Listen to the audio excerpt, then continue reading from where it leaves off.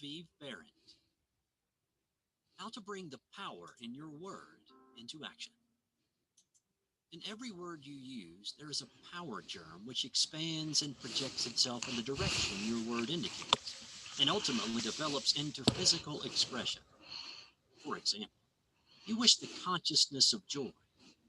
Repeat the word joy secretly, persistently, and emphatically.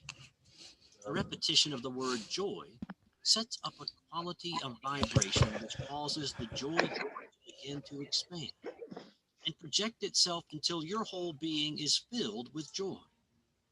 This is not a mere fancy, but a truth.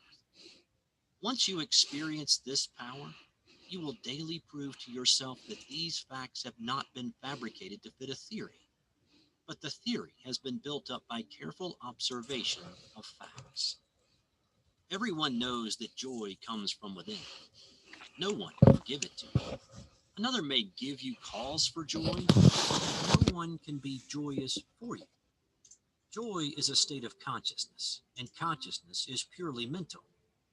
Troward says the mental faculties always work under something which stimulates them, and this stimulus may come either from without, through the external senses, or from within, by the consciousness of something not perceptible on the physical plane. The recognition of this interior source of stimulus enables you to bring into your consciousness any state you desire. Once a thing seems normal to you, it is as surely yours through the law of growth and attraction as it is yours to know addition after you have learned the use of figures. This method of repeating the word makes the word in all of its limitless meaning yours, because words are the embodiment of thoughts, and thought is creative, neither good nor bad, simply creative. This is the reason why faith builds up and fear destroys. Only believe, and all things are possible unto you. It is faith that gives you dominion over every adverse circumstance or condition. It is your word of faith that sets you free, not faith in any specific thing or act, but simple faith in your best self in all ways. It is this ever-present creative power within the heart of the Word that makes your health, your peace of mind, and your financial condition a reproduction of your most habitual thought. Try to believe and understand this, and you will find yourself master of every adverse circumstance or condition, for you will become a prince of power. How to increase Team Charles your is in the faith. building. It's a But money you game. ask, how can I speak the word of faith when All right, coaches, what's going on, always son? Can you guys hear me? Yes, sir. Hear you loud and clear, King. All right, cool. All right, so we're gonna go and get started. Everybody can. I give like 3 or 4 minutes because I know some people are on different time zones or whatever. Some people say they're at work, so I give like 5 minutes. We can start like about 11:05. But before we get started, does anyone have a Kucoin account that has been set up but hasn't been funded? You said this been funded or not funded? Has not been funded.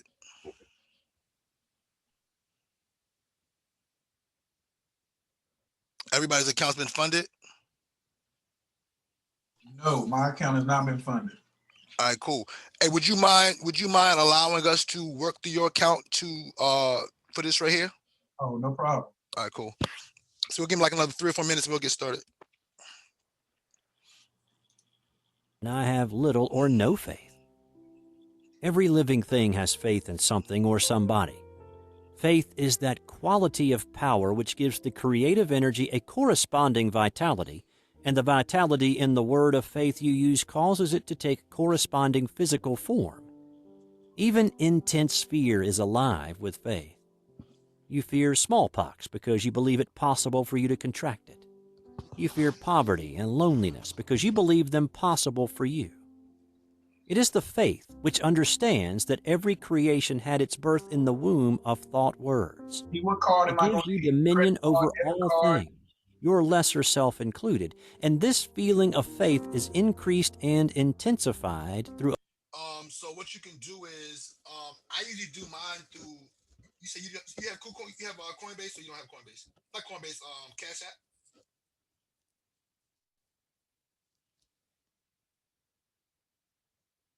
Oh, so, what was that? Let me unmute you. You said you have Cash App or no? I do not have Cash App, but I do have Coinbase. All right, cool. I've never funded through debit card. I'm sure you can. Has anyone else funded through a debit card?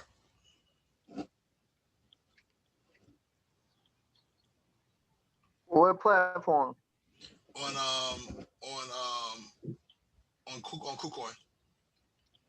Nah, I usually buy like USDT or XRP off of a website, and then I'll send it and exchange it on Kucoin. But I never use yeah. All right. So what would be, Jay? What would be the fastest? What would be the fastest purchase to actually send over to KuCoin? You know, what website would be the fastest purchase? I mean, if a person already has, depending on what they already holding, they could possibly send that. But if they're trying to actually get some skin in the game, like get some kind of coins, then I would suggest Uphold or Coinbase. Cool. So, but the thing about, I haven't used Coinbase in like 3 or 4 years. So, do they still like take forever to like get your coins to you when you purchase them? Is it like they still take a little time? I don't know. I don't really rock with Coinbase like that either. Okay, Yeah, that's cool. Cash App. Who's that? I said Cash App. You can fund it through Cash App. Yeah, Cash App. Oh, okay. All right. That's the easiest way to do it. Yeah, that's the easy, and they give it to you fast. Yeah. Oh. So what I'll do is I'll just do it, coach, and whatever you want to do, we'll just work it out later. Oh, I just send you. I mean, you still go through this right here with the Cash App example, and then I could just send you the bread through PayPal or Zelle or whatever. And Yeah. We'll still fund it that way. All right, cool. All right, so what we're gonna do, is, and welcome everybody to the call, man. I haven't been on, I definitely miss you guys like so much. And so what we've been doing, we all started pretty much with Forex. We're still doing Forex. In addition, of course, we're also doing cryptocurrency, so anything related to trading. And so what I've been doing, and a few other people have been doing on a consistent basis, is pretty much going through the market and looking for opportunities based off of concepts and strategies that we've been using for years, right? They kind of been proven, they work, and so we're going to continue to use that. Of course, you can always add other elements to your trading and things like that, as far as fundamentals and stuff like that. But we just been using what works for us. So on yesterday, I happened to be going through the market and I found this gem. And so I was like, yo, I'm going to share with a few people. And I didn't really expect it to turn into this, but I don't want anyone to miss out on opportunities that, we all can take advantage of. I know some people took advantage of some of the other opportunities we talked about and some didn't, which is fine. This one could be even more rewarding than some of the previous opportunities. But again, I'm not a financial advisor, so please invest at your own risk. Don't invest more money you can afford to lose. Of course, with the crypto market, it's not as if you're losing per se, you just may be down, right? So the thing I like about crypto versus Forex is you do actually own the asset. And so, you can't like blow an account, right? Just your portfolio may be down for a certain period of time. And so, with some of the projects we had before, I held those positions for over a year. So I don't know how long this particular coin is going to take to actually move. Hopefully it won't take that long, but we will show you how to set the accounts up. And you can actually go in and purchase all types of coins, right? And not just on this platform, but on other platforms.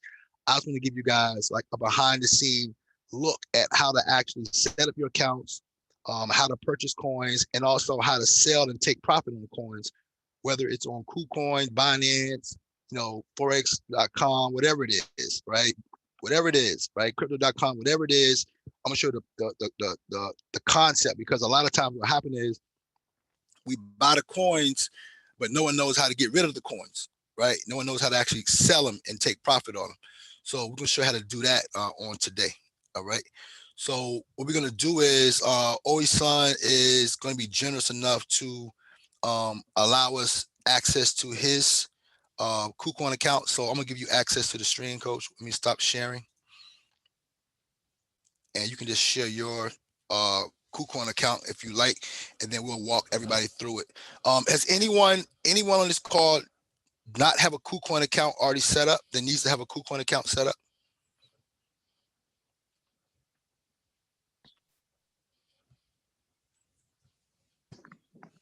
I do. Okay, who is I?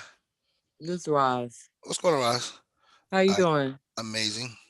All right, Uh, cool. So you have access to you have the link, correct? yes, I do have the link. I have the app downloaded on my phone. Okay. Yeah, I usually use it on my phone more so than on my laptop, but we're gonna go through it on the desktop version. So you've already downloaded the app. Have you already done all of your settings? Hold on. No, I haven't done my settings. Okay, that's cool. So what you're gonna need to do, let me see. Let me see if I can get access to the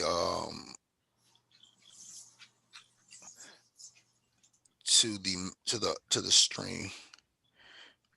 All right. You want me to stop sharing? Now I want you to keep your stream. I just want to get access to the mouse.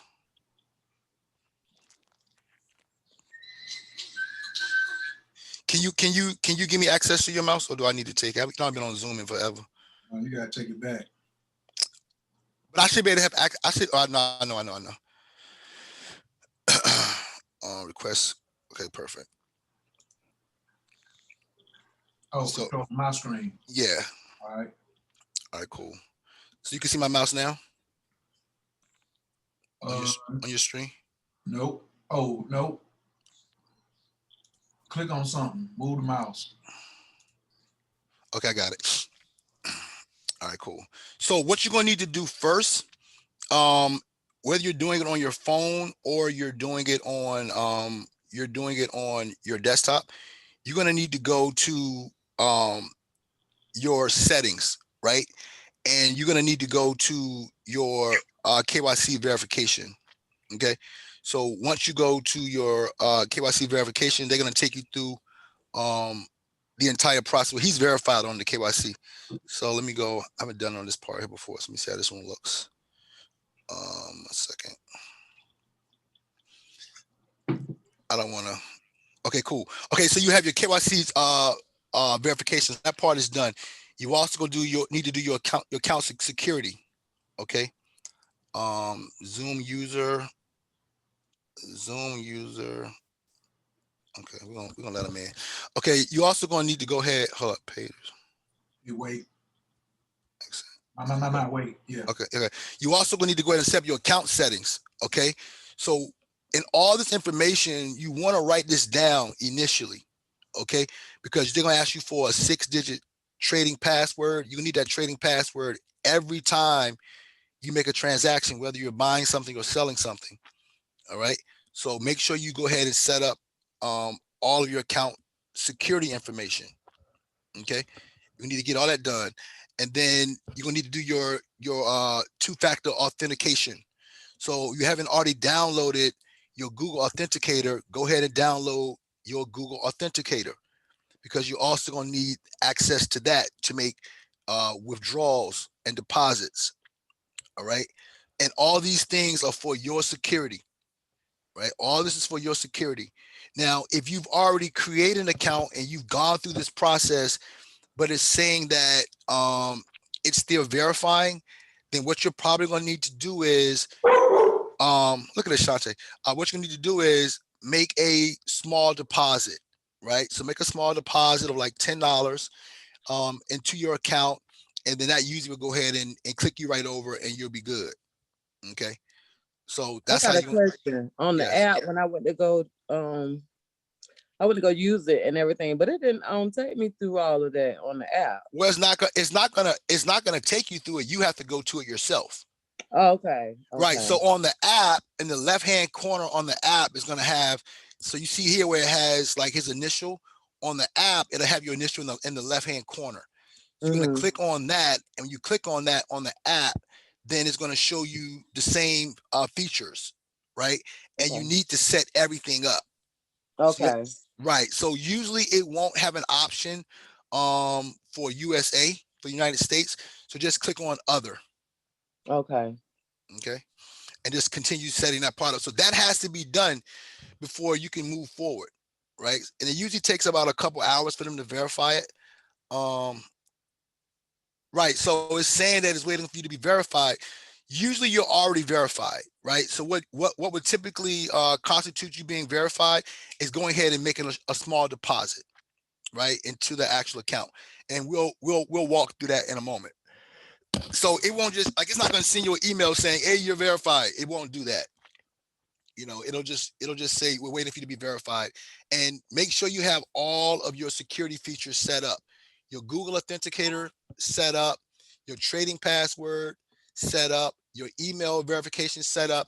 And what happens is when you're going through the security features, what they'll ask for is your Google Authenticator each time you're going through your other setups, right? So you're like, okay, what's your Google Authenticator for your trading password? What's your Google Authenticator for your email verification? So it takes about 5 minutes, maybe 10 minutes max to get all that done, but that has to be done first. That has to be done first. And it's all for your security because, a person needs to go through, 4 to 5 different security settings in order to get access to your account. And you want to have all those layers of protection in place.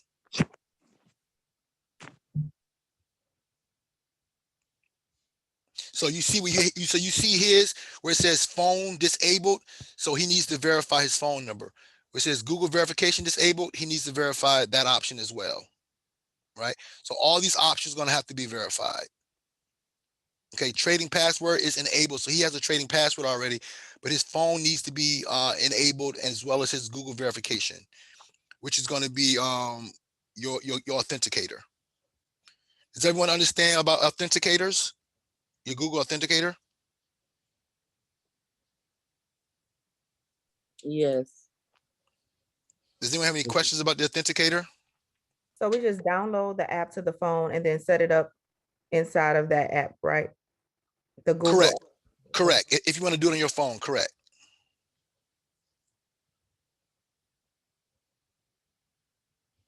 I typically use my phone because my phone's with me all the time.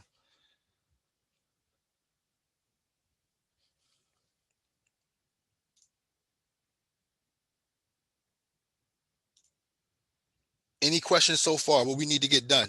So you guys that's on the phone, everyone's on the call.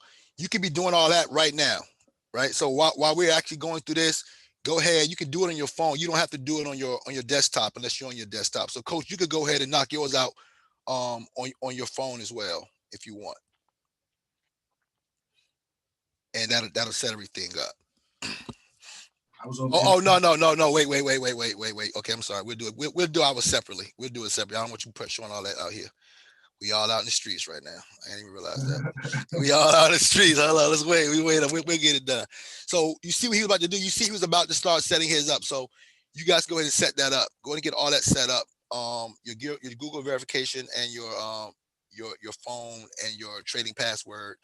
Get all that set up now.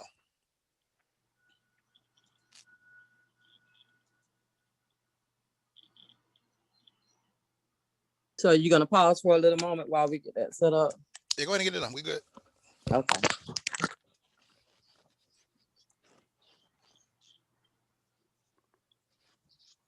So, Coach, if you wanna unshare your screen and get that done, that's cool.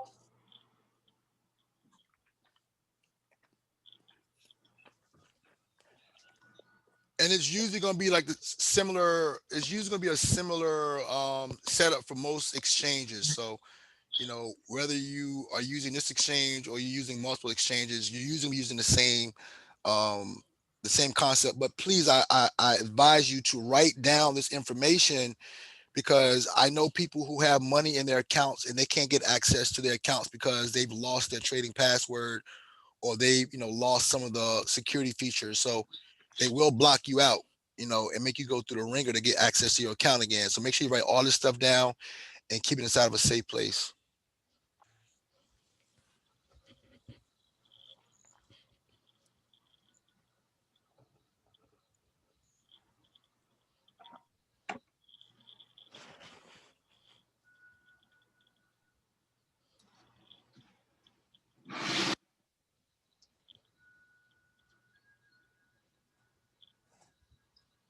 D, so when they get to this next part, when they get to this the second part right here, I just take my phone and just scan this right here. Right, for your Google Authenticator, right? So if you guys don't have your Google Authenticator downloaded on your phone, you're gonna need your Google Authenticator download the app Google Authenticator on your phone, and then once you do that, you can just scan the QR code, and then it'll go ahead and upload that to your Authenticator. Does everyone understand what a Google Authenticator is? Does anyone have a question about that? Even though I probably used to know, I'm gonna ask like, bro, what is a Google Authenticator? Okay, it's just a second layer of security where basically it gives you a 6-digit code that revolves like every 30 seconds. So every 30 seconds, it gives you a new code, right? Okay. It propagates a new code like every 30 seconds. So, when you're using the Google Authenticator, the more you use it, you'll realize that as your time is almost like a little clock that's like timing out. The closer you get to you timing out, you may want to wait for a fresh 30 seconds to come up, because what'll happen is you'll just click on the actual number for that individual account, because you can have, your Gmail account with a Google Authenticator, your trading account with a Google Authenticator, your crypto account with a Google Authenticator. And I have about 15, 20 different accounts to set up on my Google Authenticator. And so you just click on the actual account, it'll copy it, and you'll paste it into, whatever platform you're using it for, which is why I like to use my phone, when it comes to that. But you can always do it on your laptop as well. You can just type it in into your desktop as well if you need to. Yeah. So right now you have your login password is good. Your Google verification is good. So all you're waiting on now is your phone number. Bet.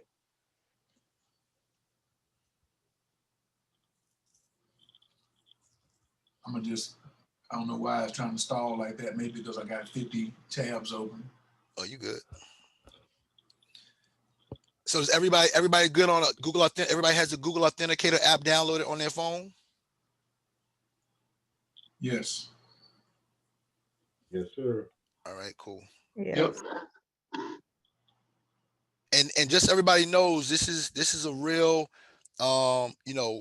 beginner friendly style training. So please ask all of the dumb questions that you need to ask right now.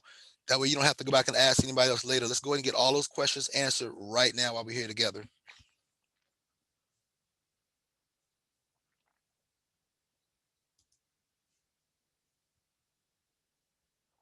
It's cool for mobile, or somebody asks is it better for mobile or desktop, either or, whatever you prefer to use. I like to use my phone. That's because I have my phone with me all the time. So I might have a few little hiccups on the desktop, but I'm sure somebody helped me along the way. I know how to use it, but I just very seldom use the desktop.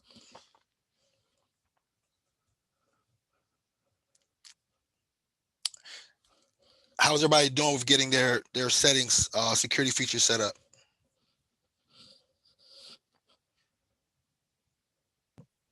I'm having an issue with downloading the KuCoin app itself. I don't know if it's because we're on the Zoom or what, but I'll figure it out. Okay, no. So are you on the Zoom on your phone, and you're also trying to download the app at the same time? Yeah, I believe that's the issue. Okay, that's cool. So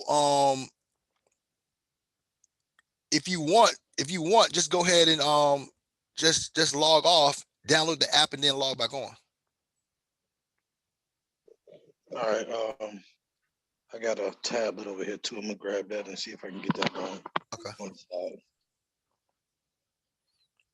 Is everybody else okay with how everybody doing with their security features? Is everyone getting everything knocked out? Any hiccups? Getting it done. Okay, cool. Thank you so much. Okay. I'm gonna try to get through the telephone to do my authentication for the phone because it seems that the desktop wants to take its sweet time. Yeah, I like the phone. That's why I like the phone, man. The phone just so much easier. So on the phone, what, do I go into my security? Yep, right in the top left-hand corner, it'll have like your initials, and you'll just go down there and do the same settings as if it was on the desktop. And I think usually when you do each security feature, it'll ask you to put in your Google Authenticator. So you got to have the Google Authenticator done first, because that's going to be like your pass to get to the next levels of security.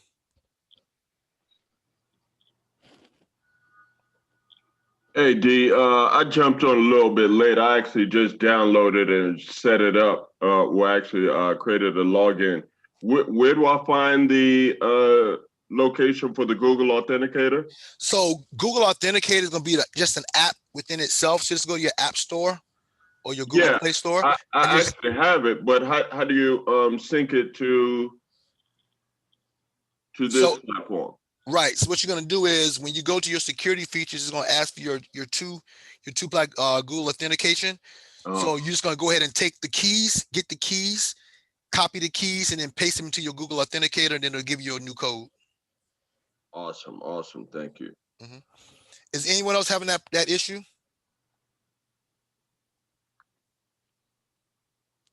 Everyone has their Google Authenticator and their Kucoin set up inside their Google Authenticator?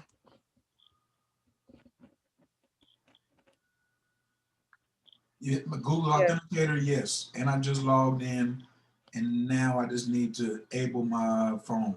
Perfect. Bam, bam.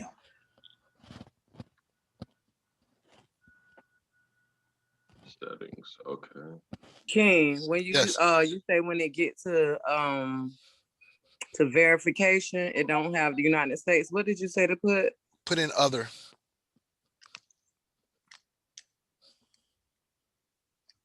I don't see that choice on the phone. It should be towards the bottom. Okay, others. Okay, thank you. Mm-hmm.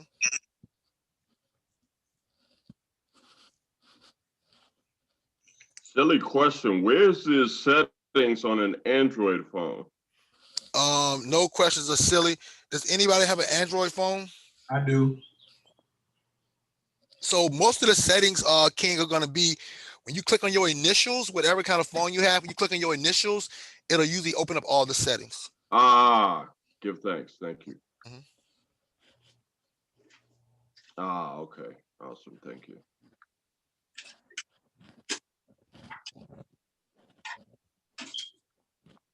D, are you also gonna take us through like after this, like how to set up our chart? You know, Yep. like similar.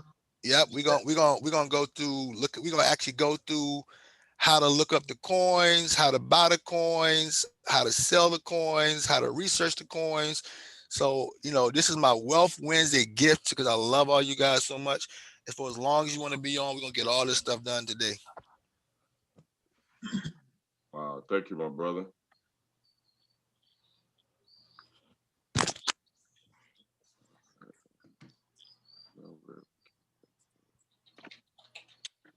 Greatly appreciate you, King. Ooh. Likewise. This might be one of the best moves I've seen. I don't want y'all to miss this thing right here. You hear me?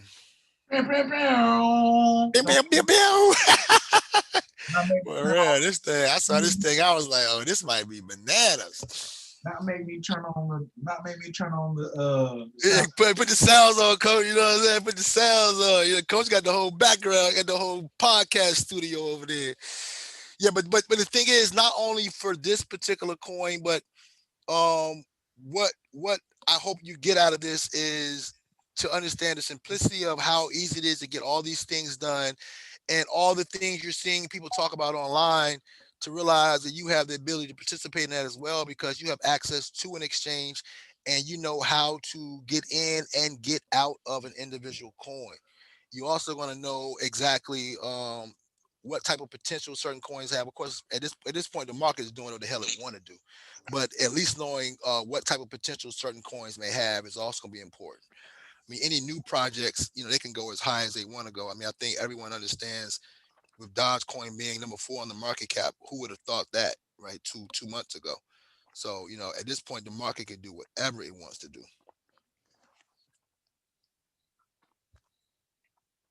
But you're going to have a setup that's going to keep you in a trade and get you out of a trade. And that's going to be super important.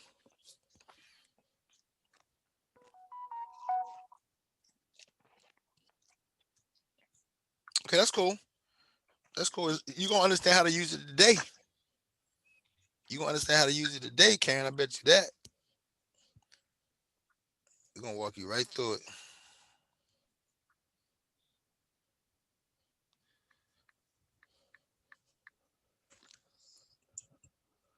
Okay, I'm back. Got both applications downloaded on my tablet.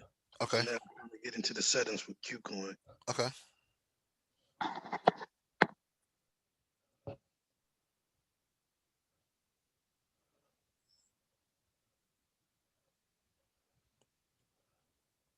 Is anyone having any hiccups with getting all their settings done?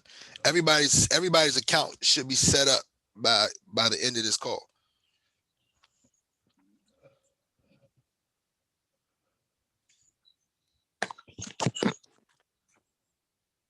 Everybody's good on this. Everybody's getting through the settings pretty easily. Yeah, it's taking the selfie now. Okay, cool. I'm kind of lost here. I got the Kucoin application up, but again, it's an Android tablet, but I don't see where the settings are. So when you actually create an account, then it's going to be under your initials.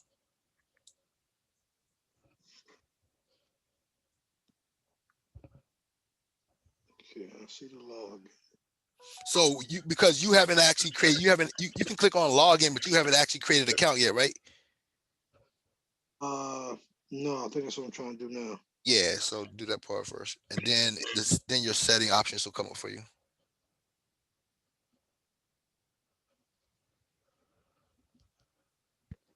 Okay, in the settings options, you said for currency, you say click other. For countries, yes.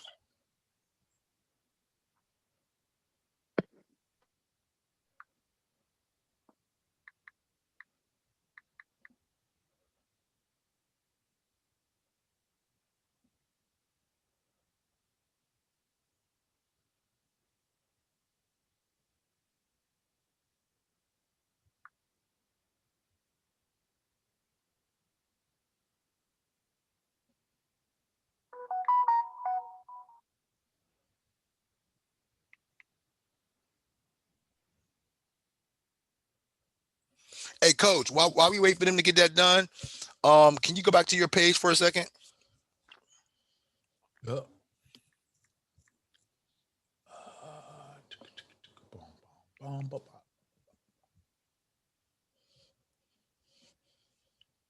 And go to click on assets at the top. Yep, click on main account. Cool, you're good there. We're gonna click on deposit.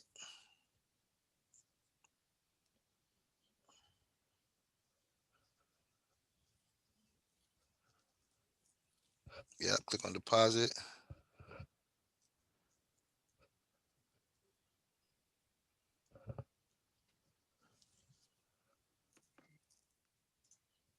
This is it right here, right?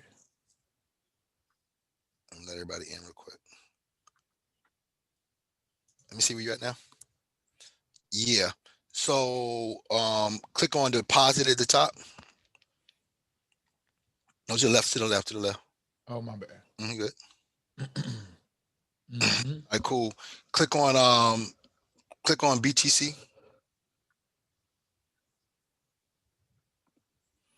Okay.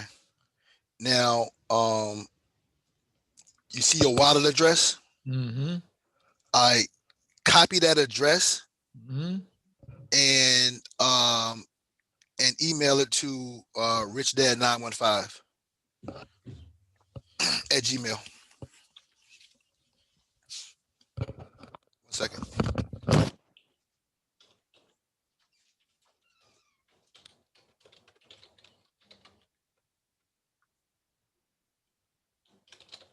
For identity, even though we're selecting place as other, it's okay to put in what? Regular passport or license? I think he stepped away from the phone. Yes. Okay. You can do either or. Mhm. Thank you.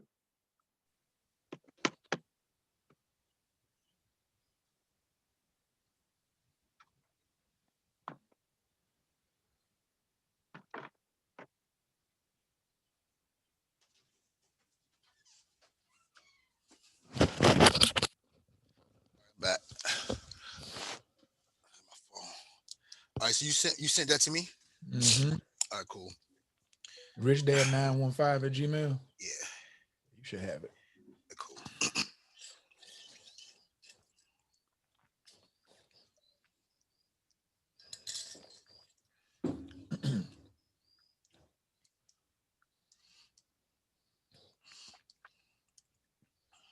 Big round of applause for all the Tauruses out here in these joints. Taurus. There's a lot of Tauruses on this call, believe it or not. Word? Yeah, Sean's a Taurus, Benji's a Taurus, you're a Taurus, I'm a Taurus. Best birthday present ever. Yeah, nah. All right, cool. I'm not a Taurus, but Taurus season has been treating me very luxurious. So I appreciate y'all. I know that's right. Stay close. Can't make no money without a Taurus on your team. It's not my fault. It's not my fault. It's not personal, it's structural. Okay. All right, so I'm sending so what I'm doing right now is I'm actually sending the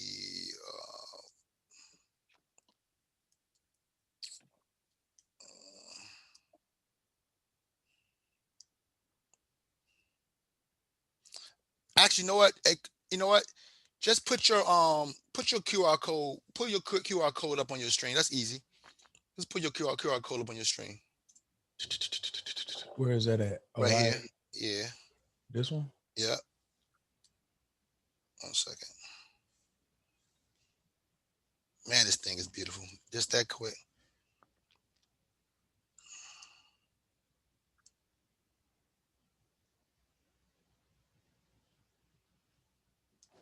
You got PayPal?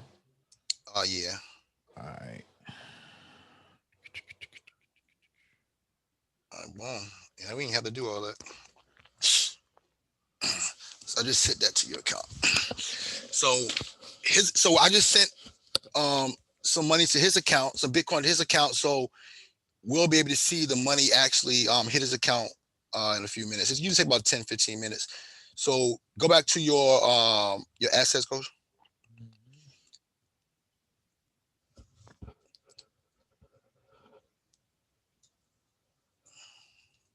All right, so you can see, okay, so it has this trading account right here. It says assets here. So you'll see that number change in like another, 10 minutes. All right, and then we'll go ahead and move on to the next step. How's everybody doing with getting their account set up? So just as quick as I just did that, so I have Cash App. So all I did was bought Bitcoin with Cash App. We clicked on deposit, right? We clicked on deposit, right? We clicked on Bitcoin, and then we just did the QR code and just transferred it right to his account that fast. Does everyone understand that? You I got a question. Yes. Because it got a link to my bank account. Could I buy it through the bank account as well? I've never. Has anyone bought anything from the bank account? But with your Cash App, yeah, I use my account hooked up to my Cash App before. I mean, but have you ever bought crypto straight from them, like where it says buy crypto? Straight from the bank? No, straight from Kucoin or any other exchange. No. I'm sure you can. I'm just not sure. Only Coinbase. I've only seen it done on Coinbase. Yeah, I've done it on Coinbase before. I don't know how some banks are a little weird when it comes to buying sending crypto overseas. So it depends on which bank you have, because some banks won't, process that transaction. But do you have Cash App? Yes. Yeah. So the easiest way to do it is just to go to your Cash App, right? Mm-hmm. So everyone who needs to buy that has Cash App, the easiest way to do it is go to Cash App. If you're go to Bitcoin on your Cash App, and then click on Buy Bitcoin. Now, if you haven't already verified your Cash App, then it may ask you to verify it before you can actually buy Bitcoin. Okay, so that may take another hour if you need to do that. But once you get that done, then all you have to do is buy the Bitcoin on your Cash App, and then you're going to click on the little arrow, which is like to send, and you're just going to click on deposit from Kucoin. You're going to click on deposit from Kucoin, and you're going to take that QR code. Hey, Coach, can you click on deposit again?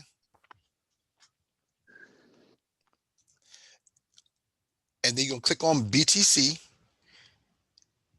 and then you're going to click on the box for the QR code, and then boom, you're just going to scan that QR code from your Cash App, and then it's sending it straight to Kucoin. Can you transfer from MetaMask? Anywhere that you have money. Okay. Yep, as long as you have BTC or whatever you're going to transfer it with. Before, would it let me transfer before verifying? Once you get all this done right here, it's not going to send you an email saying that you're verified.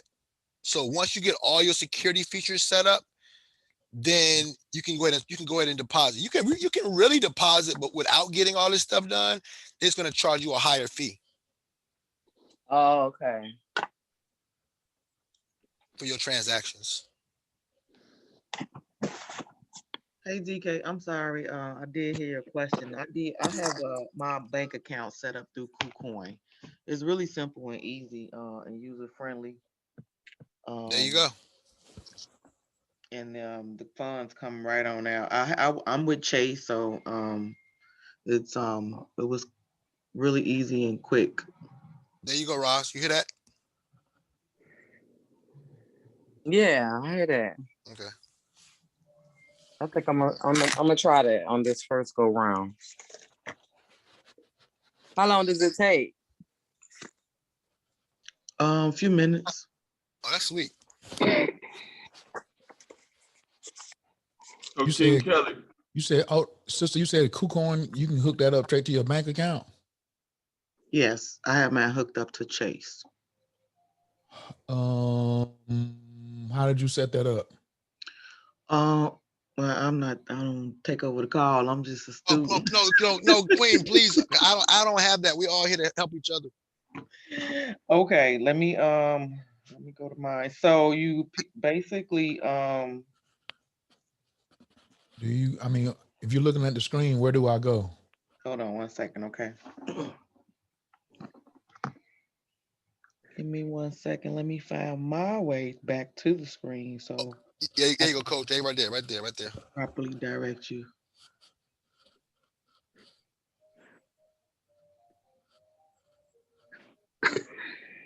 So go to buy. So Go to buy crypto, and then she probably can walk you through from there.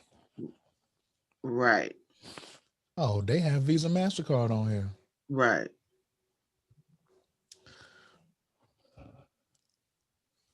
D, do I want to come in with BTC, or could I buy Ethereum, or it don't matter? I mean, you can buy whatever you want. I mean, with this particular coin we're gonna talk about, one of the coins we're talking about today, we're gonna buy that with BTC. I'm gonna tell you why in a little bit, but you can buy it with whatever. You know what I'm saying? You can That's buy what I'm saying. Could I just buy the coin with cash today? The one we about to get? You can buy it with BTC because it's paired against BTC. So I gotta have BTC. It's paired. Okay, got it. All right. King Kelly, just to make sure I'm up to speed. So I believe I have completed the verification. I've done the selfie with the signature and so forth. Okay. All right. Are we supposed to be I believe I've heard about adding an account or funding this. Are we supposed to be funding this? If you like. Okay. So now we know that it's easy to also do it with debit or either your bank account. I've never done it. I always did it with crypto. But apparently now you can actually, it's easy to also do it with debit or crypto if you don't have it, debit or checking account, bank account, if you don't actually have it in crypto. So you don't have to actually buy the crypto, then send it over.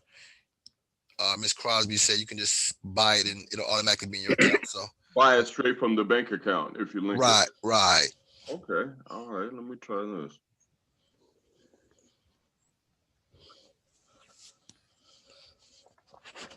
But can you buy BTC from this platform or no? You can buy BTC from this platform, right, Sean?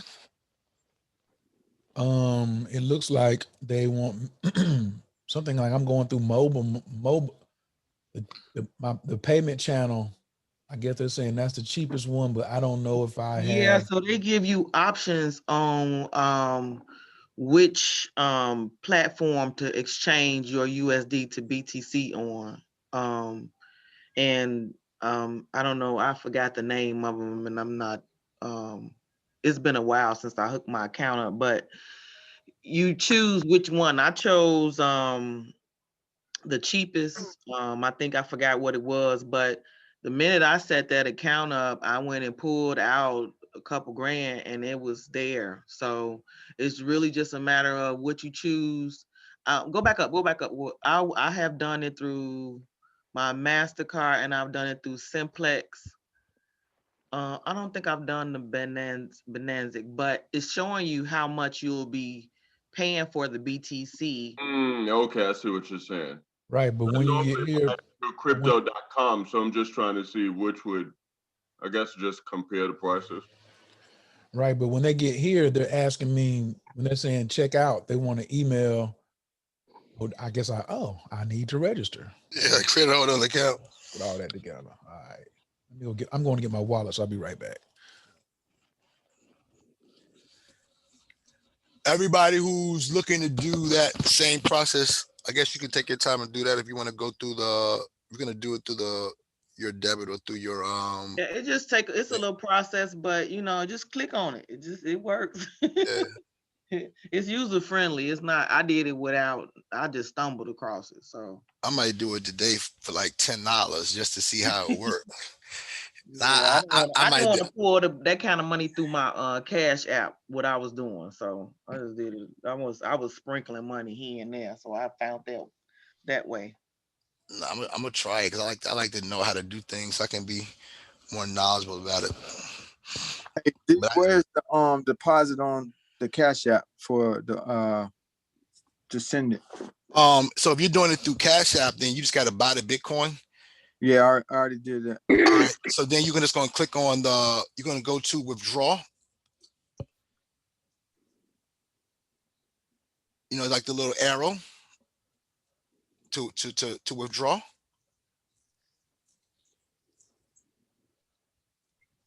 And then you're going to go back to your Kucoin. You're going to click on the deposit and get the QR code. And you're just going to scan the QR code and it's just send it right over. Okay, so just if he on Cash App, it don't say like withdraw. It's an arrow. It's an arrow, yeah. That's next to buy, sell. You click on the arrow, and then it'll give you an option to send or deposit the Bitcoin. Uh-huh. Do you want to send it? When you send it, then it's going to ask you how much, and it'll take you through the step-by-step process. You'll have to probably re-enter your password depending on what type of security you have on your Cash App. But you want to have your barcode or your I don't see the barcode on Cash App where I can scan it or where. In the top left-hand corner. It's a little corner. It's like it's a little box. Okay. Top left-hand corner. Something different. What kind of phone you have? iPhone? Well, I got an iPhone, but my other Cash App is on my Android. So which one you using? I see cash. So I click on Bitcoin because I already purchased it, right? Mhm. And then Scroll up. yeah, I see, but I'm just saying send to Cash App user. No. Mhm. Click back on the actual Bitcoin stream. Mhm. It's gonna say buy, sell, and then it's also gonna have like a little arrow to send. So you have like your amount of available cash. You have your credit card, you have the cash, like the $sign, and the next is gonna be your stocks and your Bitcoin. Hold on, let's see. I'm looking at something wrong. I don't know if you want to share your screen, but it's I can help you through it. This should be simple. It is. It's just see looking over it. It's Yeah. If you're on his phone, then I could probably better do it. So Mo, you see where you see like on the string where it has like the $sign, like your amount of money, then it has like your credit Hold card. on, let me go. I'm going back out. Let me. Okay. Yeah, Mhm. I see. Yeah, I see where the $sign. See the little arrow, 3 lines. Right. And then you see where it has like the little Bitcoin / the little stock symbol. Like the third one over, click on that. Yeah. Now you have the option that says buy, sell, and has like a little arrow. Yep. So click on the arrow. Yeah. See, it's saying the same thing. It says send to Cash App user enable. I got to enable something. Right. So you haven't actually sent Bitcoin out from your Cash App before, right? Okay. So you have to enable that. Yeah. Gotcha. On That's security setting. Yeah. Okay. I misunderstood them. Yeah. You Yeah, have okay. to verify through with them as well. Oh, okay. Yeah, I see that. All right. I That may got you. take a couple of days. No, it'll sometimes it'll do it about 3 hours, 3 or 4 hours though. Oh, okay. Most of mine happen pretty quick. It depends. Yeah, it depends. Forgive me, Queen Crosby. When you went to asset, what did you click after asset to purchase? When I'm clicking on assets on which platform? We can't talk about Cash App still? No, on the KuCoin. Okay, let me go back to KuCoin. What are we trying to do on KuCoin? I'm trying to do it from my phone. I click asset, but I'm trying to look for where it gives me the option to purchase a Bitcoin. Okay. Go to where it says buy Bitcoin, buy crypto. We gotta go back to it. I'm in Cash App. Helping this young man. 1 second. Yeah, on the phone, when I click asset, I see deposit, withdraw, transfer. When I click deposit, it's not giving me an option to purchase it. See, it may not be on the phone. I've never seen it on the phone though. Okay, yeah. Wait a minute. Let me see. On the phone or on the... What type of phone do you have? Android, a Note 10. Okay. Well, we can work together. Give me 1 second, okay? No problem. Thank you.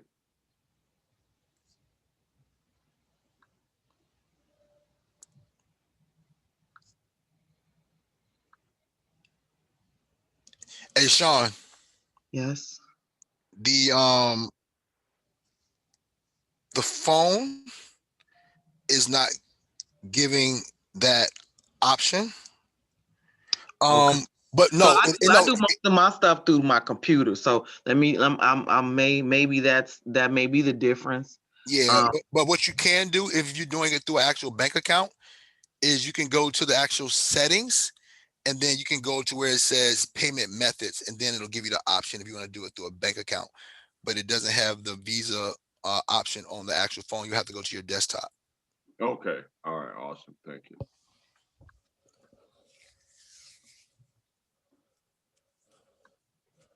Yeah, thank you for clarifying that, because I set that account up a minute ago, and then I did do it through my computer. How's everybody looking? How are we looking as far as everybody got their security settings done?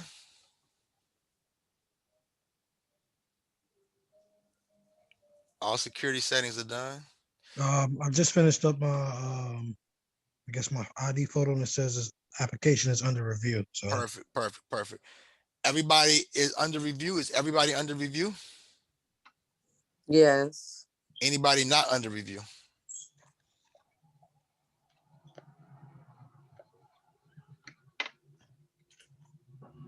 Everybody's under review. All right, cool. So if you're under review, then you could go ahead and like make like a small deposit just to go ahead and activate your account, because they're not going to send you an email saying that it's verified. So if you're going to send like $10 or $20 over to show that it's inside your main account, you're good. All right. So again, the options you can do Cash App, you can do any other exchange or wallet in cryptocurrency to the actual exchange. Or we also found out Miss Crosby, of course, thank God for the Queen. So you can do it with debit card, MasterCard, or either a bank account. Okay. So that's how we're going to be funding the accounts. Is everybody cool with that part? If you're not, please say so. So I just purchased some Bitcoins via Cash App, but it still has to go through verification as well. So can y'all walk me through the bank account method? Your Cash App has to be verified. Yeah, for the everybody's gonna have to be verified. Yeah, I mean everybody got to. It may take a minute. Now, what I have offered to some of my people, because it has taken some time, it take a couple of days if some people are ready to buy, we can do peer-to-peer. I mean, I have a lot of currencies, so I could probably just send it right over to you, and we can do Zelle or Cash App to make it easier. That's another option to help out DK in his call. Cool. Who was that asking the question?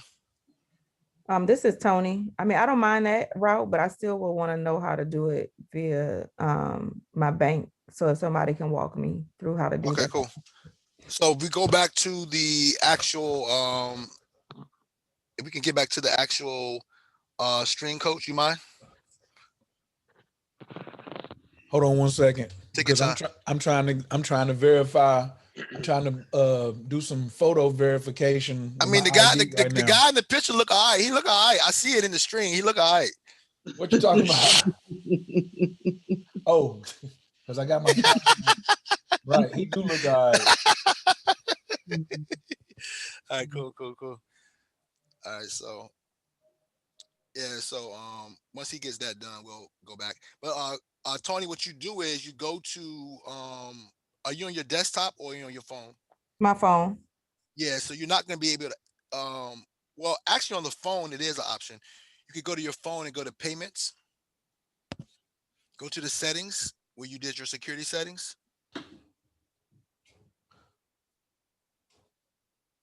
Okay. And you see an option, it says payment method. Yes, I have my bank added already. Okay. So you should be good. So now what you're gonna need to do though is you may have to go to your actual desktop. I don't have a bank. Does anyone have their bank set up on their phone? I've never done it on the phone. So I couldn't tell you how to actually purchase it from that on the phone.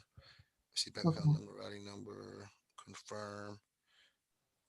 Yeah, I don't know what it would look like once it's actually set up because I don't have that. Sean, you have your bank account on your phone, right? I mean, in your desktop, right? Yeah. So the option is available for you as well on the phone, correct? You know what? I think when I went back and looked at it, it just shows that my bank account is connected. So I just don't remember. It just shows that I guess if I could go back and see how to connect another bank account, but it just shows that my bank account, and it shows Chase. So I know I more than likely did it through my computer. Yeah, Tony, the computer will probably be the easiest method for the bank account or the debit card. If you're gonna just do it like on a laptop or like a desktop. Okay, I'll do that right now. Thank you. Cool. Mm-hmm.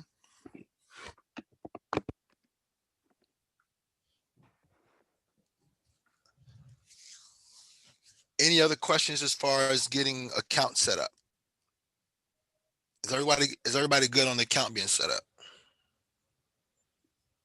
Oh, you know what? So when I went to add another bank account on my phone, DK, just for the record, at the bottom, when you click on payment method, and then My bank is there, but then it also gives me an option at the bottom of my phone that says add.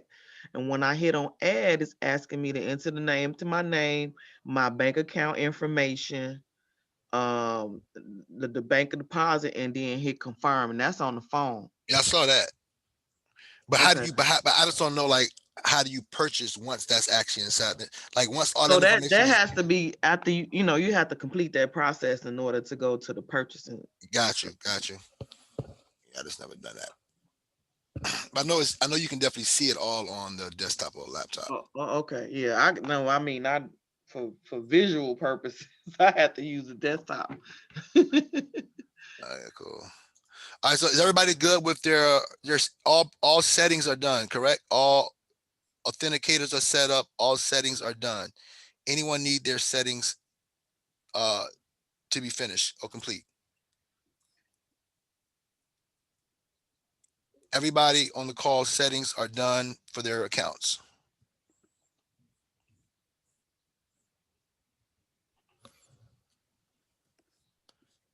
Perfect. Speak now or forever hold your peace. Anybody need to get their settings finished? I'm still trying to get this deposit straight. Okay, that's cool. The deposit part is cool, but all your settings are done though. Yeah, all my settings are done. All right, cool. Set up. All right, cool. Everybody's settings are done. All right, cool. So we good on settings. Settings are good. So everybody's accounts are set up. Perfect. So deposit, we've talked about the different deposit methods. Again, this is for any exchange. We're just going through this one right now, but you can do the same concept for any other exchanges. So you just work yourself. Come again? All right, cool. So it's the same concept, whatever exchange you're using. Some exchanges don't ask for as many security features, especially if you're using like decentralized exchanges. But this one has the option to be pretty much decentralized or non-decentralized, depending on what you want to pay as far as fees are concerned. So by you actually setting up your account, then you don't have to pay those crazy 20% fees. And of course, we think we're going to get away with paying the taxes, but you're going to pay them taxes one way or another, whether in fees or to the government. So you're going to pay those taxes. So that's what it is. Getting their funding options are done, or their funding options. I know, Kel, you told me you're getting that part complete. Is anyone having any other hiccups in reference to your funding?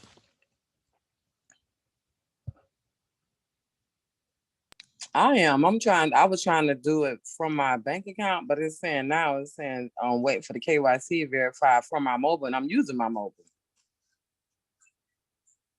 They want me to scan the QR code from my mobile to proceed.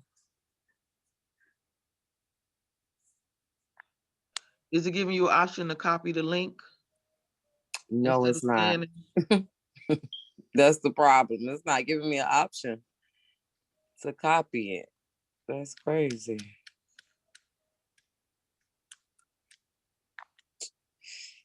Oh well. Are you on your desktop?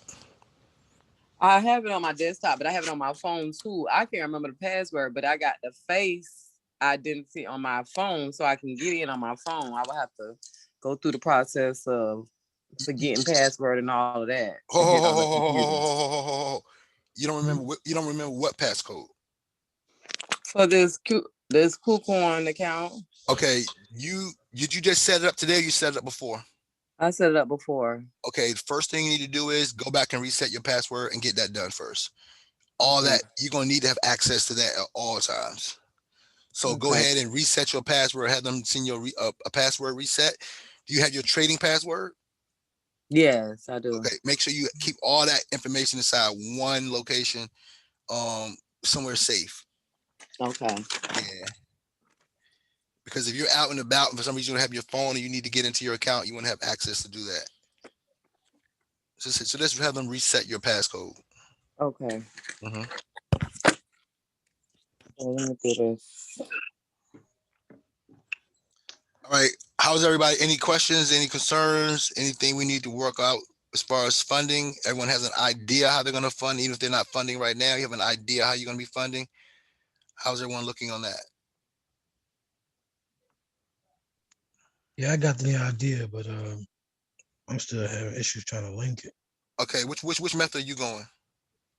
All right, payment methods. I can use either Cash App or debit card. Doesn't matter. Okay, so Cash App's gonna be fastest. So you I know you already got your Cash App verified. Yes. All right, cool. So what you're gonna do is just simply go to your Cash App, purchase whatever you're gonna purchase in Bitcoin off your Cash App. And you don't have to do a big purchase to start. Like we just want to make sure that everything is good. So you could do $10 or whatever just to get it over there. And you can always go back and re-add more later.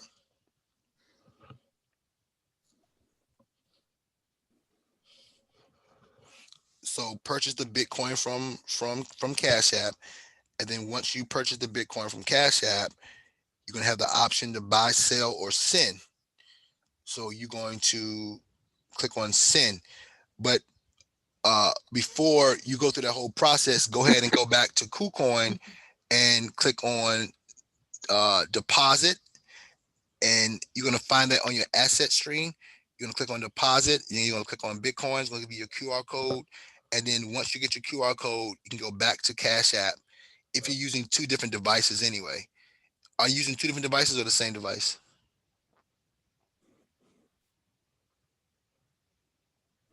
I'm using two different devices. Yeah, perfect. So you just use your laptop or your iPad for your KuCoin, and then you use your phone for your Cash App. You just scan the QR code and it'll just send it right over. All right. If you have any problems, let us know. We're gonna all work this thing together. Everybody else is good on funding methods. Even if you don't, okay, even if you're not doing it today, that's fine, as long as you know how you want to do it. All right. Anybody not okay with the funding? All right, cool. Cool. I think that initial bid that you sent is over here now. Happy birthday. So click on your string. Let's see what we got here. Go back to assets. Yep, assets.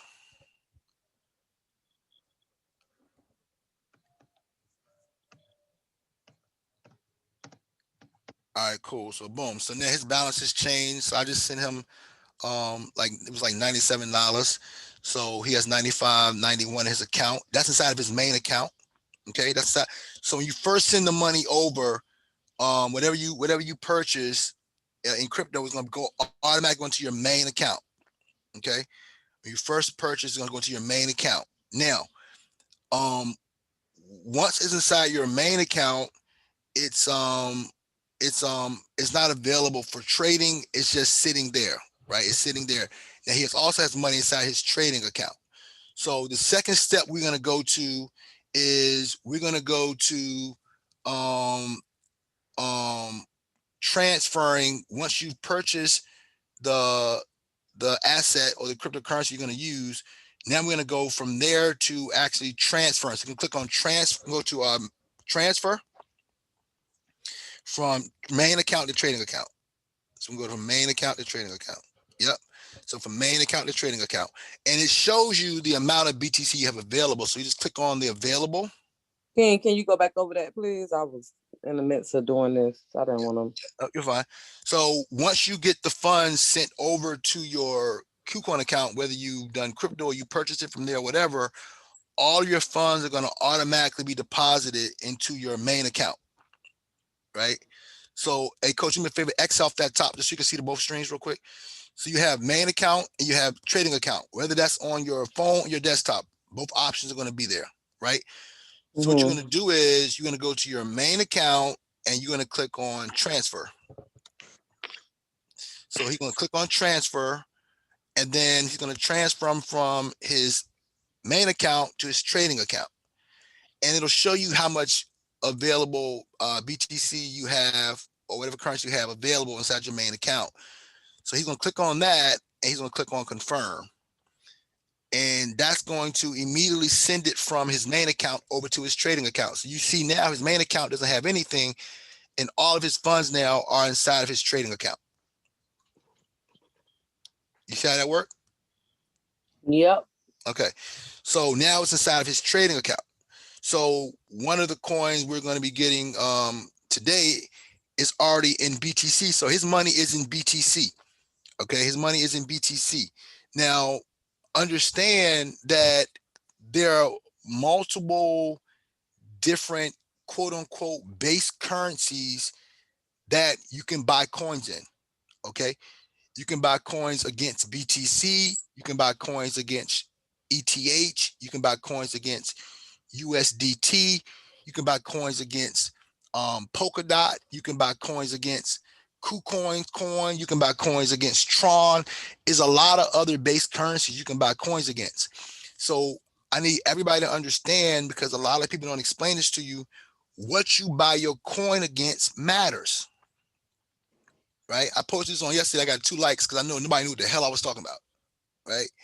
What you buy your coin against matters, because every coin doesn't yield the same ROI depending on what it's paired against. So if you have anything paired against Ethereum, pretty much your market is your portfolio is probably down, because Ethereum has been smashing all altcoins that's paired against it, right? Whereas you may have that same coin paired against USDT and it could be up, or it could be paired against BTC and it could be up, right? So it's not about just purchasing an individual coin. It's about what you're purchasing the coin with, quote unquote, against. Does that make sense? Makes sense. It's almost like currency strength, right? So also it's important because when you actually sell that particular coin, it's going to be sold back into the base currency in which you bought it with. Does that make sense? So if you buy something against BTC, for example, if you bought Dogecoin against BTC and you sell the Dogecoin, when you sell the Dogecoin, all of your assets go back into BTC. So if BTC is dropping, then your assets are now dropping, right? Or if you bought, for example, Ripple against Ethereum and you sold your Ripple and it went back into Ethereum and your Ethereum is rising, now not only did you cash out on Ripple, but you're now seeing a gain on your Ethereum because you now own Ethereum. Or let's say you bought Bitcoin against USDT, which is USD Tether, and you sold the Bitcoin, and once the Bitcoin was sold, it went back into USDT. USDT is like a stable token, so it doesn't fluctuate in price. So that's very important, because a lot of times when you're buying these coins, if you don't want your portfolio to be fluctuating in the market, then you may want to move your funds over to USDT, or either US UDC. What is it, Benji? Was it UDC? There's a couple different ones you can actually like safe haven tokens. Yeah, You can actually, USDC. USDC. yeah, USDT. US, say it again, Benji. USDC. USDC. So USDC or USDT. Those would be more safe haven currencies that won't allow your portfolio to be fluctuating with the market. Okay. So keep that in mind. Okay. Just because you hear a coin is moving, is also too important to know what you're going to be purchasing that coin against.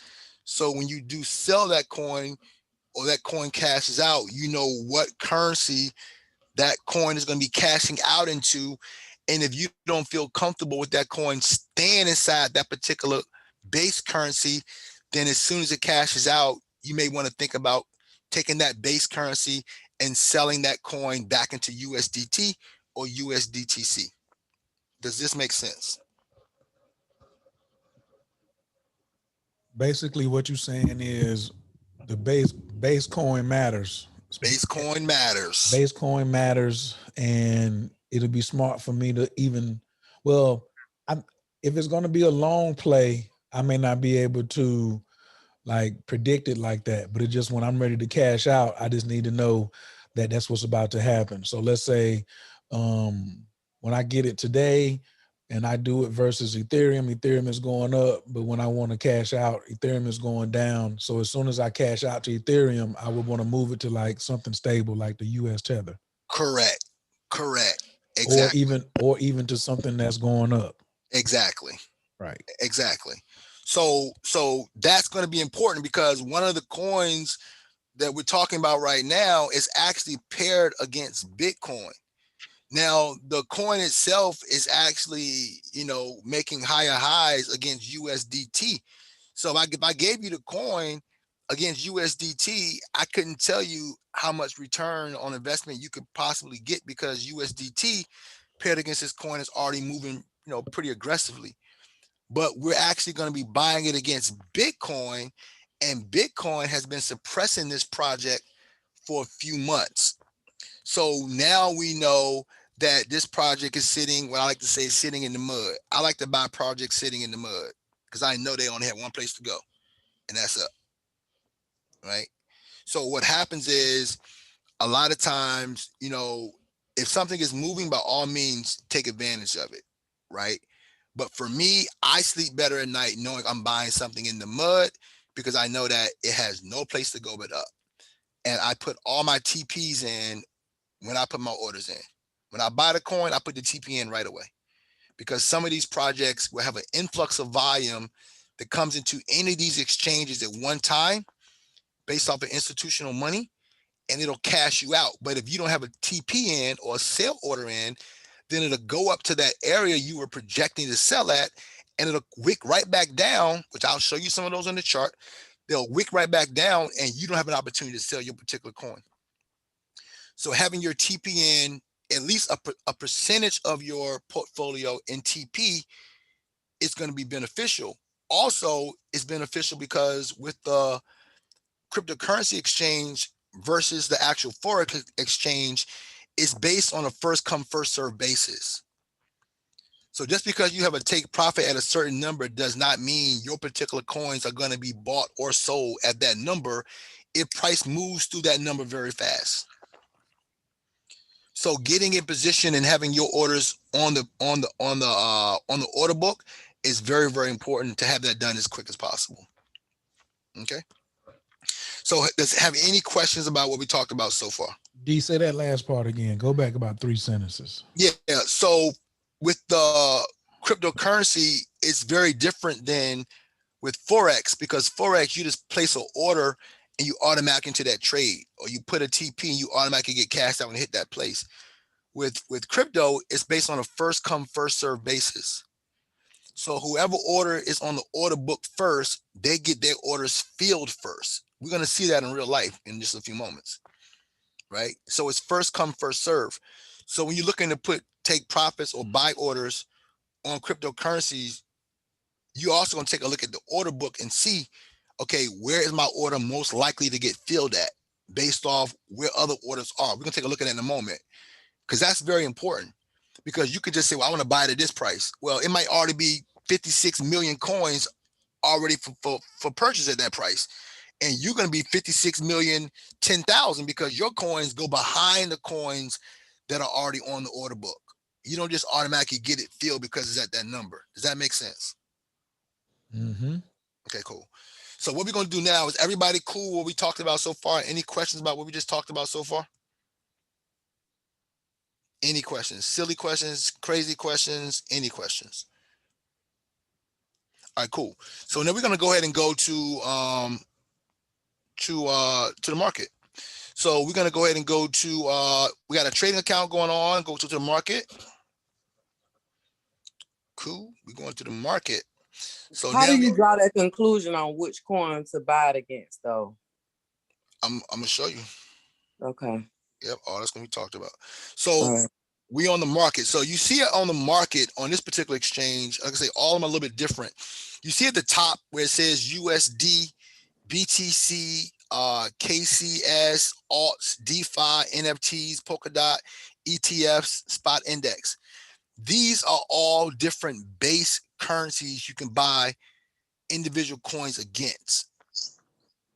What we just talked about, right? So Mhm. these are all the different base currencies you can buy it against, right? So let's say, for example, we want to go to alts. So go to alts. Go to alts. Most of your ETH coins are in alts. Okay. So most of your ETH coins are in the alt section. So if you stroll through, you can see you got Ripple against ETH. You got KuCoin against ETH, Litecoin against ETH, VeChain against ETH, Tron, all that. Neo, everything against ETH right here, right? So you see BSV ETH is up 23%, which is good. We have that coin. So that's up 23% right now, right? So everything is moving very, very differently against individual base currencies. Now let's go back to the top again, coach. Let's take a look at BTC.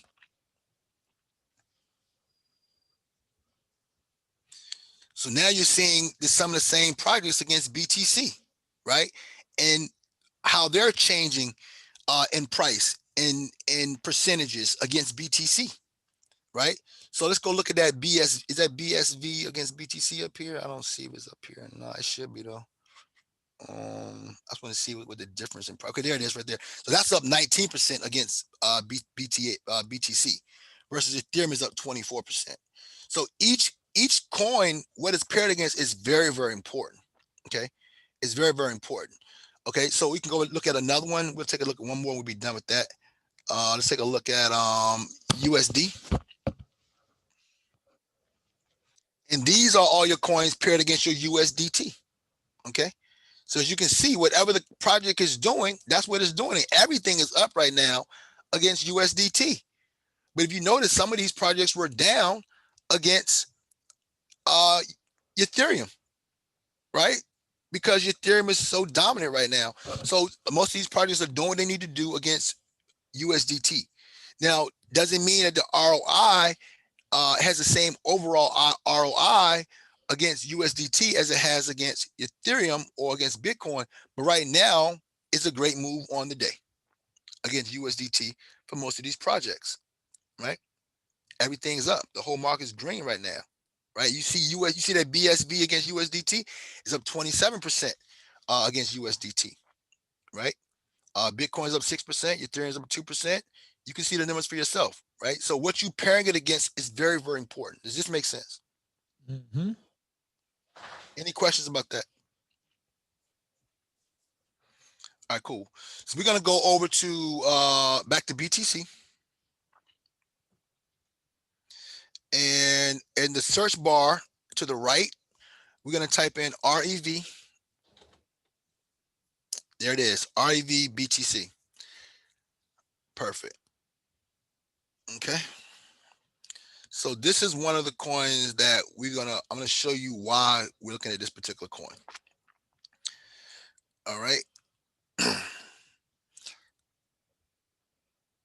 So as you can see, it's flat right now, right? These are the coins that I love. Okay, so you see to the right, he had to put his trading password in, right? So if you don't have your trading password, you're not going to be able to use this exchange on a regular, but you have to have that trading password. So you want to remember something that you want to put in a password that you remember, right? You can put it in quick, right? You don't have to always be thinking about it because some of these moves are happening so fast and you have to be able to move quick, right? Quick. This is inside a accumulating market, right? The market goes through cycles. This is inside an accumulating market. These are the projects that I particularly like, right? Now you can go get any project you want, and I'm gonna show you how to pick different ones. But this is one I like, and I'll show you exactly why I like it in a moment. How long it would take for this particular project to take off, I cannot give you a projection as far as time and date and when it will actually take off. But I will show you what the potential ROI on this particular project is and why I'm excited about it. Okay. So listen, coach.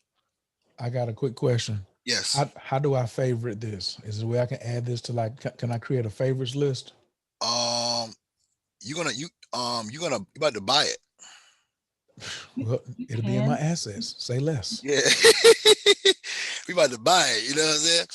So what we about to do is, so to the right, right? You see where it says, this is on the 4-hour chart. So let's go to the day chart. All right, cool. Okay, cool. That's on the day chart. So what we're gonna do is to purchase any particular coins. So if you can see on the right hand side of the screen, that's the order book, right? To the right hand side. This is the order book, right? And right now, there's not a lot of volume happening on this particular project, which is cool. But it's showing you which orders are on the book, right? And at what price, and how many, what's the quantity of coins.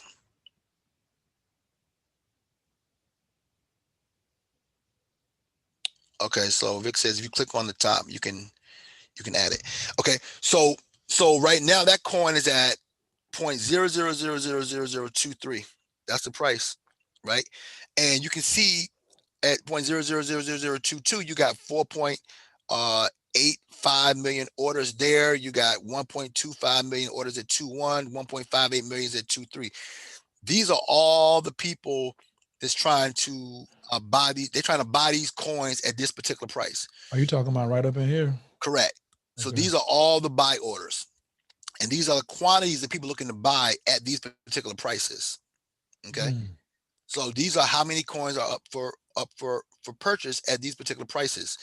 Now at the top where you see the red, these are all of the sale orders, right at the top. So go up a little bit, Coach, to the top part of that. Yep. So these are all the coins people trying to sell at these particular prices, and the quantity they're looking to sell at these particular prices, right? So when you start seeing moves happen very aggressively, what you'll see is these sale orders start to disappear, meaning people will start deleting and canceling their sale orders because they want to see how high price can go, right? Or they may leave it in. But when we usually purchase projects, we'll put our sale orders in right away based off where we're projecting price to go. But these are all the coins that are up for sale at the top, and these are all the coins that's up to be bought at the bottom, right? So right now, price is down very, very low in this particular project. It's in the gutter.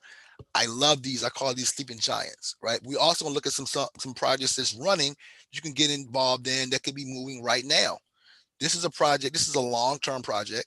It's not something you're probably going to hit in the next week or two, but it's a long-term move that has a potential of 15,000 to 35,000% ROI long-term. Okay. So for those that, looking to get in something with a relatively small investment that has the ability to do a huge ROI over time, this is a project you can actually take advantage of. And of course, you can always be looking for other projects along the way that's moving right now. Okay. And when prices. Quick question, King. Yes. How do you determine the ROI? Oh, I'm gonna show you all that. Awesome, thank you. I'm gonna show you all that. So, so that's that, right? So what we're gonna do is we're gonna just do 2 orders right now. Once Coach finished doing what he got to do. No rush, Coach. Take your time. We're gonna just do 2 orders to show you guys how to actually purchase. So I'm just laying a little soft zone out okay, here. yeah. We know, Coach. You are internet through Atlanta Trading Academy. All right, so Coach, go back down to the bottom of your screen and where the red orders are, where the sale orders are, and scroll back down to the bottom of that so I can see what the last order is. All right, cool. So last order is 23. Okay. So what we're gonna do is we're gonna just do a small purchase right now just to get on the actual book. And then we're gonna do another order below that so you can see how the orders actually play out. So let's do one first at 22. Okay, so we're gonna click on 0000022. Boom. So once he clicks on that, that number's gonna come into the box. Okay. So what we're gonna do right now is you have an option. You can do 25%, 50%, 75%, or 100%, or you can pick the number you want to pick. We're gonna do 25%. So 25% of his account balance is going to get him 1,885 coins. Okay. 1,885 coins. So you see right now that number is not going to really change a lot because it's like 4.96 million. But in order for his order to get filled, this 4.96 million coins have to first get filled before he gets his order in. Okay. He does not go to the front of the line. He goes to the back of this line. All right. So we're going to click on buy. Okay. Boom. Now you see to the left now, you see where it says open orders, alt pair, REV BTC. It says the limit order buy. It's showing the price he's trying to buy it for. It also shows the amount he's trying to buy, and it shows fill. Now that's going to be if and when the order gets filled, it'll show you how many has already been filled, or when it fills the whole order, it just automatically go into its assets. Okay. Now, if you for some reason don't like this order anymore, all you have to simply do is go to where it says cancel, and boom, it's off the book. Okay. Now, Cha-ching. so never gonna go to 0.00023. What was that cha-ching? That when they started filling it or what? What was that? Nah. Anytime you do any kind of transactions, to give you the little cha-ching, Okay. buy or sell. Okay, so we can go to 0.0023. For the sale right here? Mhm. Okay. So Click someone's it. already trying to sell it at that price, right? So this is gonna get filled right away. So click on that. Okay. Also click on 25%. Well, right here. No, buy. You still buying it. Yep, Okay. buy. Yep. Buy 25%. So you're getting a little bit less. So here you're getting 1,803 versus 1,885, right? Because you're paying 1 point higher. Okay, so what you're paying for it is also going to determine how many coins you're getting. We just want to get into this particular project right now. So we'll click on buy.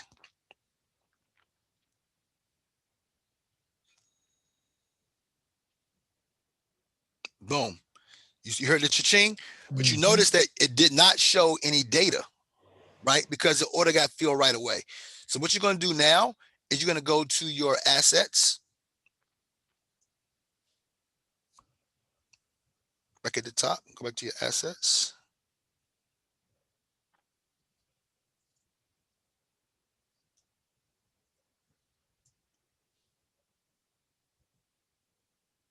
And we go to trading account.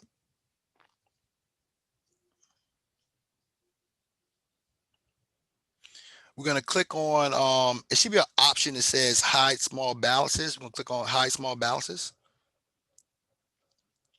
Yep. And now it's showing us the coins that he does have. So we see now the REV, we see that coin he's now purchased 1,803 of them for $23.88. Right? That's now inside your assets, inside your trading account. Does everyone see how easy that was?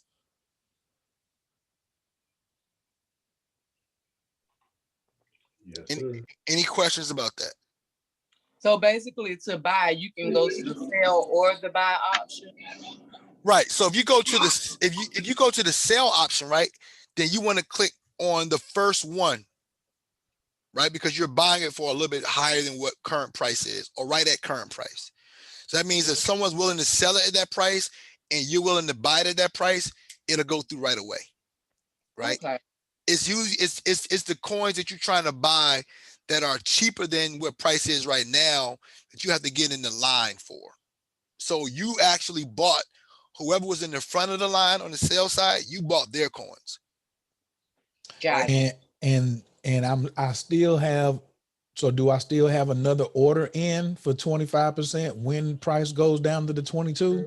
Nope, because we canceled that already. Oh, we canceled it. I didn't know I hit cancel. Yeah, we canceled that. So we can go back and do that now. So we can go back to we can just go ahead and click on trade on the REV. Nope, go to the REV. Now we can go right to that particular coin, go to trade, and we're going to trade against BTC, and it'll pull that string right back up. Bow. Right? And now we back into that particular string. Okay. And now if you wanted to get in line, you see now the orders, you see the orders on that 22 is fluctuating. It was at 9,000, we're back to 4,000. So if you want to get in line there, that's cool. Usually the 22 has to be filled before the 21. But I still like the 21 as well, only because there's less orders in that particular area. Now, if it breaks below 21, then that 19, that 18, that 17 gonna be sweet. You see what I'm saying? So, what you could always do is, let's say, for example, you're gonna say, okay, you know what? I'm gonna shoot for 17. You may not get it filled. Let's click on 17. All right, and then click on 50%. Okay. That's 17 at 50%. All right, now you're gonna click on a buy. Ken, so I have a question. Why did you tell him to do it at 25% opposed to more?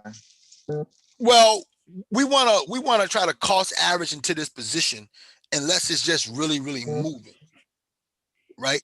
So what happens is, let's say for example, okay, he could have bought it all at 23 if he wanted, right? But let's say for example, price wicks down to 21 or 22 or 19, right? He could get his order filled possibly at a lower price and get more coins. Okay, I see what you're saying. So then so you see this 17? Yeah, down there. Right. So you remember before the 17 had like 24,000 coins right there. But now his order just got on the book. So he trying to buy another 3,600 coins at that particular area. So if I say, okay, well, let's go look at 16, go to 16 code. You see right now it's 5,500 coins, right? Click on 16. Now click on 25%. That's another 900 coins. You see right now it's 5,500, right? Now click on buy. Boom. Now you see this change to 6,400 because now his order's on that spot too. So he has the 5,500 got to get filled before his 900 could get filled. Now if price starts taking off and he don't like any of these, he can cancel these orders at any time and try to get it at a different price. Okay, but if we're getting something that's moving right now, we're just gonna buy it at the closest price that it is because we don't want to miss the move. So how do you see the closest price? You can see it right here. You see where it says 23 for the sell side and 22 for the buy side. I'm gonna just add a little something. The white number in the middle, Queen, this is what it's trading at right now. Okay. Oh yeah. This is what it's trading at right now. And then this is if you want to go a little cheaper, and then this is if you want to go a little more expensive. Yep. Get a little more expensive. You get a little more expensive. You get it right away. Get it right away, but you get less coins. If you wait on it a little bit, you can get more coins. However, you in the back of the line, but it ain't a guarantee that you're gonna get this one. Right. It ain't a guarantee that you're gonna get it. But 5 million orders is like, we think we're gonna get it. So it's a lot of people that believe that it's going to go down to 22, whereas not a lot of people believe it's going to go down to 18. Some people will, but then it's 29,000 down here. This like betting basically. No, it ain't betting at all. No, I'm saying like you gonna bet that it's gonna go down. No, I know it's not like that. You invest, that's why we don't. But I'm saying like you want to think that it's gonna go to this amount, so you trying to say, okay, if it go down to here, I want my order to fill. But the reason he said no is because he's using it off of what these candlesticks are saying, not what we think. Yeah, I know we're trading, but I'm saying as far as with this putting an order in. Well, you know what I mean? You can always try to get it at a cheaper price, but you don't want to miss the opportunity because you're trying to get it at a cheaper price. Okay. You want to still think investing. Right. So you notice we bought coins first to get them in the trade. Right. Now, if it comes down a little bit lower, we have some orders in place there as well. But if it doesn't, we still in the trade though. We can always cancel these if we have to. Hey D, couldn't they just execute a market order if they wanted to just get in right now? So never do a market order. Okay. Why? Never do a market order, because when you do a market order, what happens is the exchange will just sell you whatever they want to sell you at any price they want. Wow. Anywhere up or down this chart, they'll just sell it to you. So you can literally lose 25% of your hey Benji. Yes, sir. Yep. Tell them about market orders, Benji. Yeah. So if say you're trying to buy at market, if there's somebody who's also just selling at market, it could be, like Derek said, it could be anywhere. So when that happens, it just kind of links two people on opposing sides who want to sell or buy at market. So yeah, like even when I was buying some coins, even like the Dent coin, I pretty much I could have gotten it I pretty much lost like 25% of my order just by having it hit by market instead of doing what he's just showing you right here, going closest to the current price. Thank you. Yeah, so never do, if possible, never do market. And never ever do market. Yeah. Yeah. So you see where coach, you see where it says limit, market, stop limit. So make sure when you're buying that it says limit, not market. And same thing for sale. So now I'm going to take over the chart just for a moment to show you this particular project, and then we're going to come back and look at this in a moment. Okay. I got a quick question for you, Coach. Yes. Yes, I got USDT right now. Okay. So I need to switch that over to, I need to purchase Bitcoin first. Okay, perfect. Okay, so let's go through what Ronald has to do. Okay, let's go through what Ronald has to do. So let's go to market or assets. Let's go to assets.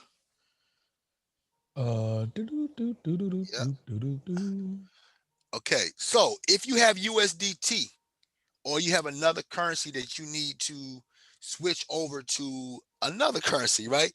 We're gonna go to markets at the top.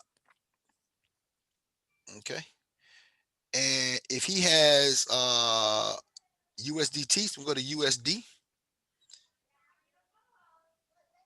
in the top left hand corner. At the top, no, up top. Yeah, the base currency. Yep. And then we're gonna go to BTC.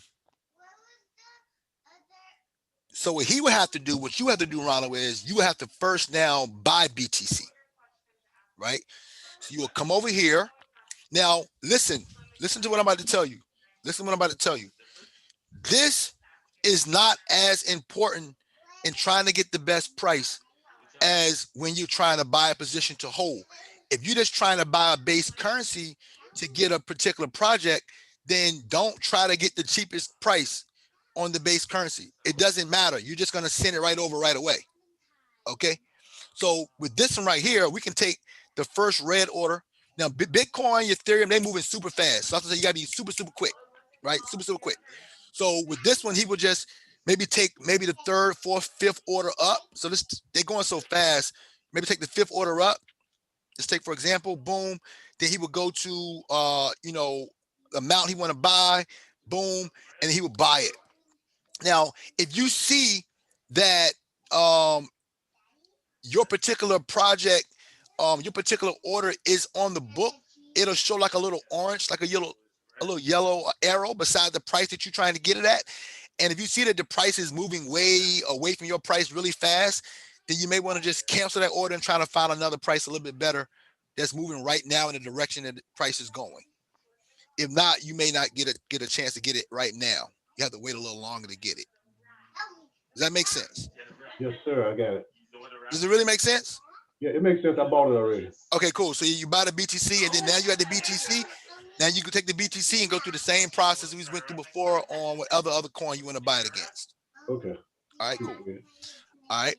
So that's how you buy any coin.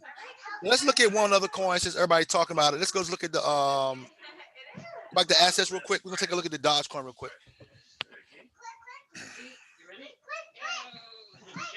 So we'll go against USDT. Dodge against USDT. Where am I going? Oh, back to S. Where am I going? Back to markets. Markets, yes, sir. So we'll go to USDT and we'll go to Dodge. Yep, top one. So scroll down. They usually like alphabetically order almost, but not really. No, they're not. That's fine. You can Coach, you can probably type it in the top too. In the search bar. Yeah, DOG. Okay, there you go. Boom. Dodge against USDT. Boom. All right. Yeah, because you had some of that before too. I'm sitting on a bunch of it in my paper account. Yeah. All right, cool. So this is the actual order book we're seeing right now on the Dogecoin. All right. And you see it's very, very active, right? It's moving just as fast as Bitcoin. You see it's not as much volume coming into this in the project we just looked at before as this particular project or Bitcoin, right? It's very, very active. And so you can also, we don't get into that today, but when you looking to actually sell this particular project, you will be selling somewhere inside one of these red areas. And if you were looking to actually buy this particular project, you'll be buying in this particular area. Of course, you can see that price is pulling back, pretty aggressively right now, right? See, price is pulling back. It's not pushing up right now. It's pulling back, right? And we'll talk about that as well, right? We'll talk about that as well. I'll show you exactly why all this stuff is happening and how to take advantage of that, right? So yeah, so price came back down to about 50. Somebody dumped real heavy around 70 cents, and then they buying back into it again. So the traders, those who are actually trading these particular projects like this, they're getting in, they're selling, they're buying, they're being very aggressive in the market. But if you're just investing, you're just holding it and waiting for your individual TP or your projection where price may go to be hit, right? It just depends on what your trading ideology, your trading goal is. Are you looking to actually hold it for the long term, or are you just looking to just kind of get in, get a certain percentage and get out, right? So a lot of these people you're seeing right now, they actually actively just trading. They're not even really looking for the long moves. They're just probably trading, getting in, taking their profits and getting out. Okay. So that's that, right? That's what you're seeing happening right now. Okay. So what we're going to do real quick now is everybody cool with what we've done so far? Any questions about that? I know you had to, go through it a few times, but it's not a. Is there any questions about that so far? How to buy coins? How to sell coins? This is a good training, King. Yeah, this is my Wednesday wealth gift back to the community. All right. So what we're gonna do now is, Coach, can you click on stop share for a moment?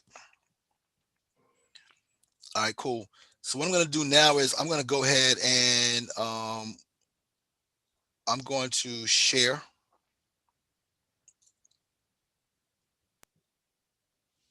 Okay.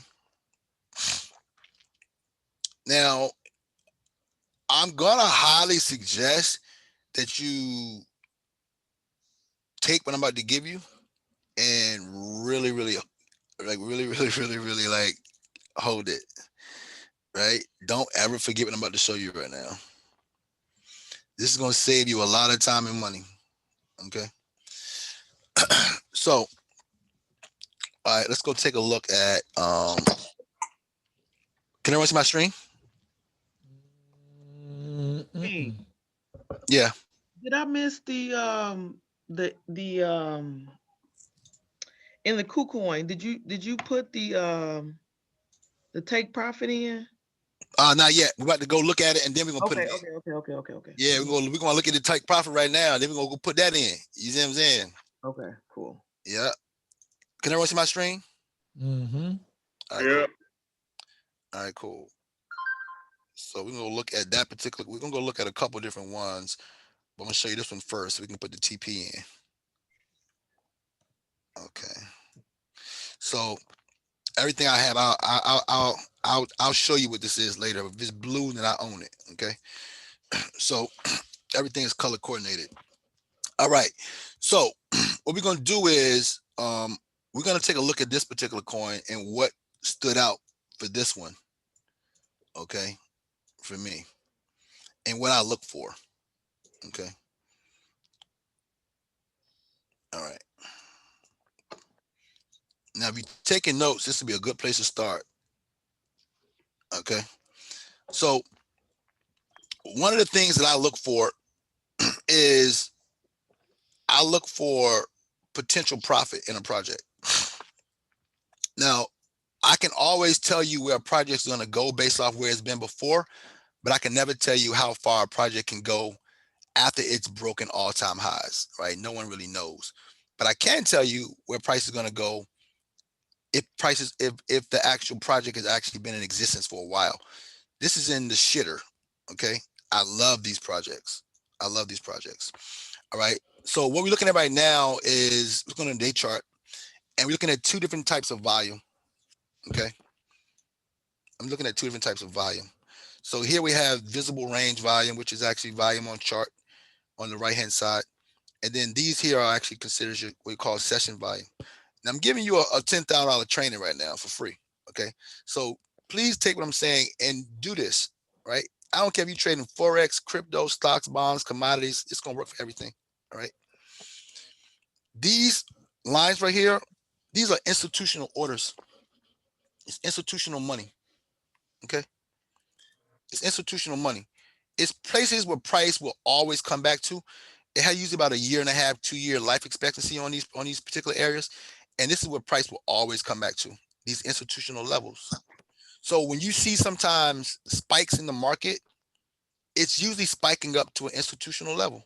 That's why I tell you, you got to have your TPs in, because when it shoots up, if you don't have your TP in, then it might just shoot up, go through all these levels right here, and then it's going to be done. And if you don't have your TP in, it'll wick all the way up here to go through all these levels, and then it'll be over. And then it might come all the way back down. It could, I don't know. But if you have your TPs in, you know, you're going to get your orders filled, right? So this is the particular project, okay? So I'm going to show you what I'm looking at and what made it stand out for me. These are institutional levels. So for the new person who's just getting started, we're going to take a look at what price is now up into the last institutional level we're seeing right now, okay? All right. What's the percentage on that? Who sees the percentage? 2,854. So guaranteed money on the stream is 2,854%. If you don't know what that means 280 times. Okay, that's what that means. Sorry, 28 times. Sorry, 28 times. 28 times your money. That's what it means. 28 times your, so every dollar would be $28. That's what it means. Every dollar is $28. That's on the stream. Okay. Every dollar is $28 on the stream. So if you were to put in $100, you can look to take out 2,800. Right? That's just on the stream. That's just institutional money. All right.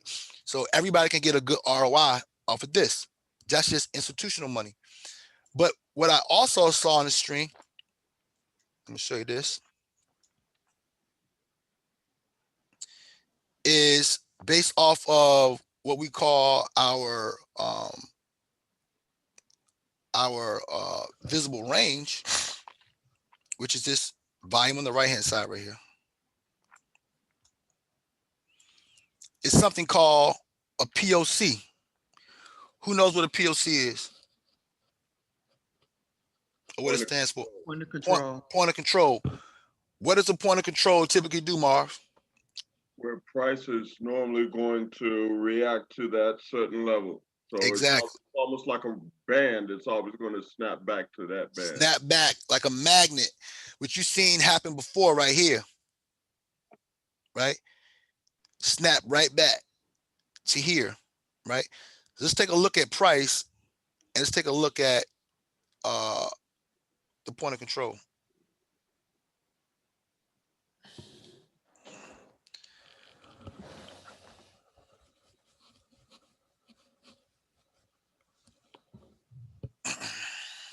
$61,000. See that this is against Bitcoin.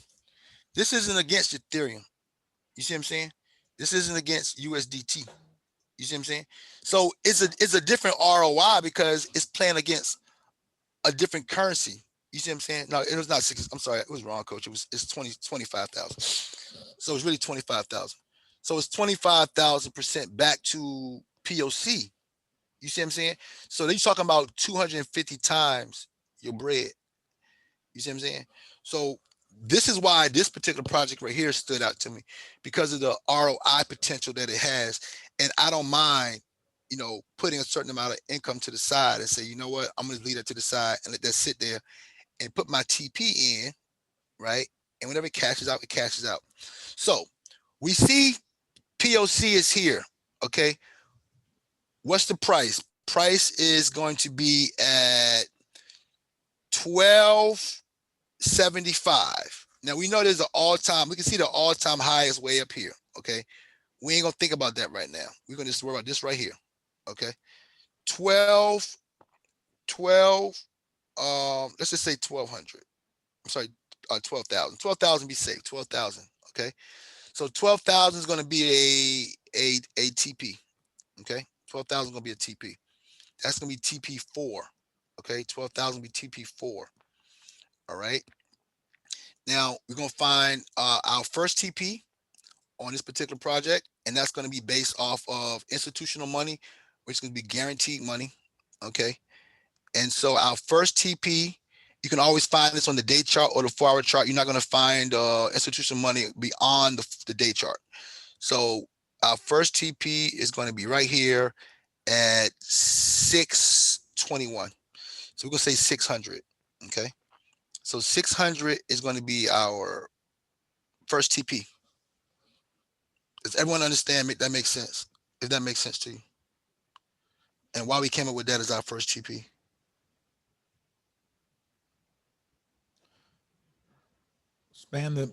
Spread the screen out some. I mean, I'm gonna just do it in the street talk, the way you explain it to me. I'm getting it in the mud, and this is where it'll be a good flower. And if I'm in a course called Dream You, I want all my dreams to blossom. So the first TP is the first blossoming point where it's good for me to pull the flowers. Yes, and get some faith. And right? Get some faith. And get some liquid too in my pocket. And some liquid in your pocket. Exactly. So you're talking about from where price is now to TP1, it's going to be 25 times your investment, right? It's 25 times your investment in TP1. So what I like to do is at TP1, I like to take 25% of my initial order and take my 25% of the liquid out at 25%, right? So what we're going to do now is we're going to give the string. So we got 600. Okay, 600. It's going to be 1. All right, 600. And then we're also going to have. I'm gonna give you 2. We'll take 2 before we go back. Okay, we'll take 2 before we go back. We have 600, and we're also going to have. And you saw this. You said. You see who sees this right here? Who sees this? You see this wick? Yeah. This is why you have to have your TPs in, because this right here is probably over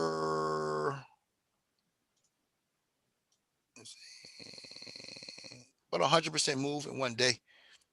But if you have your TP in, you missed that point of control order right there. So our first TP is going to be 620. Our next TP is going to be based off of price, and that's going to be at I'm going to show you why I'm doing this too, so we can do this all at one time. We're done with it. Okay, so our first TP is going to be at 600. Our second TP is going to be based off of price. Okay, I'm going to go here. Oh, sorry about that. So I'm just taking it based off the structure of the trade. It's not any. It's just based off of just market structure. That's it. Nothing fancy. We're just taking it based off where price went and we reject it, right? And see, I'm never greedy. I always like to be right below where things have wicked up before, because that means I know I'm gonna get my order filled, right? Don't ever try to catch the top, but always try to catch the damn bottom. Okay. Never try to catch the top, but always try to catch the bottom. All right. So our first TP is gonna be 600. Our second TP is gonna be right here at around 37.25. Okay. And then our third TP is gonna be right here at 12, right around 12. Okay. Right around 12. So now I'm gonna stop sharing. The first one was at what? 600. Right, got it. So and I'm gonna give the stream back to Coach.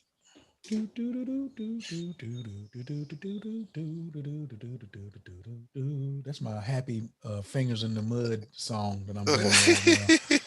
If y'all want, or just in case we have to do something smooth to move over to the money.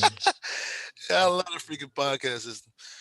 All right, so now we're back on KuCoin. Okay, so now we're back on the project. We're on the right project. No, we're not. So we're gonna click on go back to assets. Back to assets, cool. Assets, and go to market. We go to assets. Assets is fine. We're gonna click on that particular assets. Assets, yep. I thought I had already clicked on that. Okay. All right, cool. Do I go into my trading account? Go to assets overview. At the top left. No, come down to the left. Yeah, right there. Trading account. Yeah, sorry, go to your trading account. See, I don't be messing with this doggone thing. Go to trade on your total trading account. There you go. So now let's go back to go to trade on that rave. Yep. Against BTC. Yep. All right, cool. So now what we're gonna do is we're gonna actually go and put in a take profit. So let's go click on like a day chart. All them lines make me nervous. All right, cool. So we have one order we already have, right? So we're gonna go to where it says sale. Okay. Mm-hmm. Now we're gonna sort of sale. All right, cool. So now we're gonna go click on we're gonna click on any of those numbers. Let's click on one. Yep, cool. Now we're gonna go to that particular number and we're gonna X out the 2, 3. So go back to the bot, click X out 2, 3 and the 0. Yep, and we're gonna put in 600. Boom. So we see now, and we're gonna click on 100%. Okay, and so it's gonna show us. I'm trying to see where the price is at. Can you scroll your screen down just a little bit? Let me see what it should show us like the value. On the right, with the chart or the recent trades or the order books. No, like your actual stream. Like I'm trying to see. It should show us the value. Where it says sell at, it should show us the value of what that's going to be at that price on the right hand side, back where the sell order is. Down here. Yep. Can you scroll that down a little bit or pull that up a little bit? There you go. Okay, cool. So go back and click on that 00 again. Up here. Yep. Get rid of 10. Okay, put it back up there again. Yeah, I'm wondering. Okay, click on the rave part.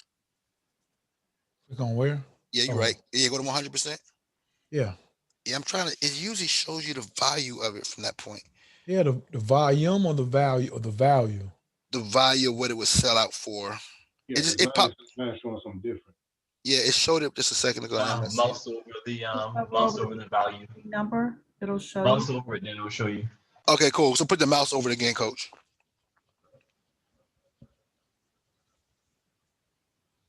Over here. The BTC. Oh, the BTC at the top. Over the 600. Like more to the left and the right. Yeah, there we go. Okay, there you go. Oh, so well, that's not the total value. Yeah, that's the price in US dollars of each, but it's not the. I'm trying to see why it's not showing it. That's fine. We'll get to it in 1 second. We'll get to it. It usually shows you what the actual value of that would be at that individual price. We got enough zeros there though. 1, 2, 3, 4, 5. That's right. Okay, cool. So now we're gonna click on I'm sorry, Derek, he is doing it right actually. That 0.344069, then if you take that number, multiply it by the number of rev coins, that will tell you what the volume. Got you. Thank you, Benji. That's why I'm never gonna get rid of Benji.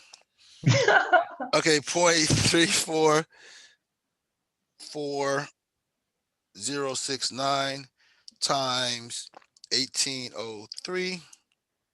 That'd be $620. Okay, $620. Okay, so we're gonna click on sale.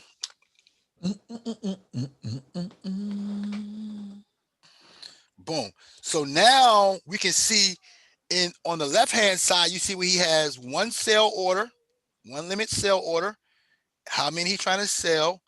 You see that nothing is filled, and we also have those buy orders still available as well. Okay, those buy orders still available as well. Did you do that sale order at a what percent? Which one? The sale order? 100%.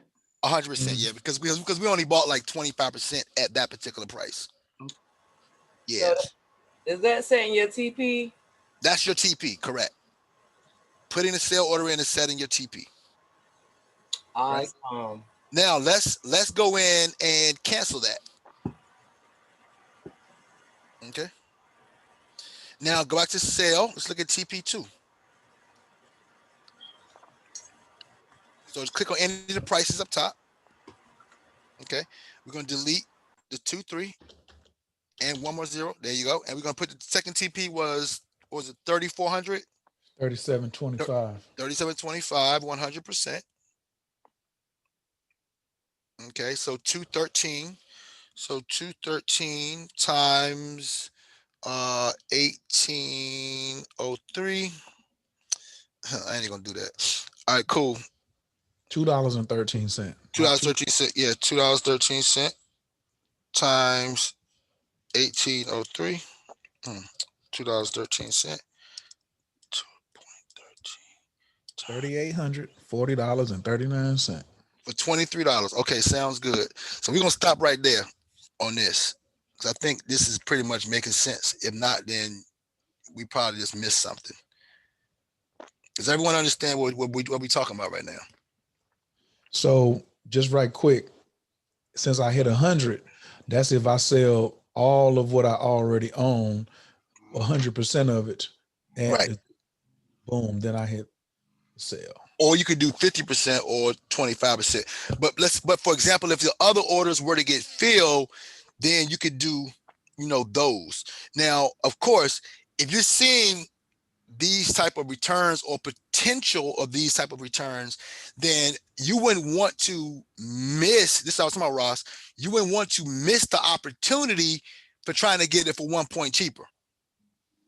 Okay, so since you're gonna have more than one TP, you wouldn't want to sell at 100%, right?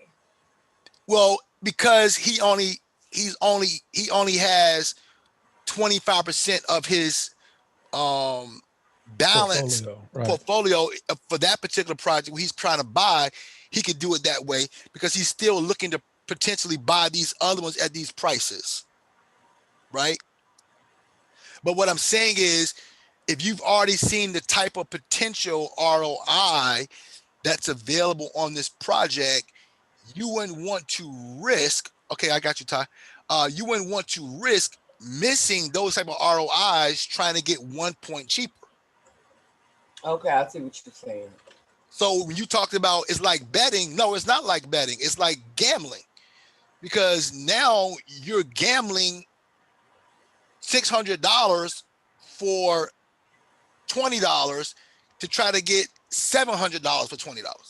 Yeah, that's what I'm saying. Gambling, betting, Yeah, I wouldn't do that. I would just, with something like that, I would try to get the best price, and then when price comes down a little bit more. So what I like to do is I like to buy, it in increments. So I might do 25% of this price.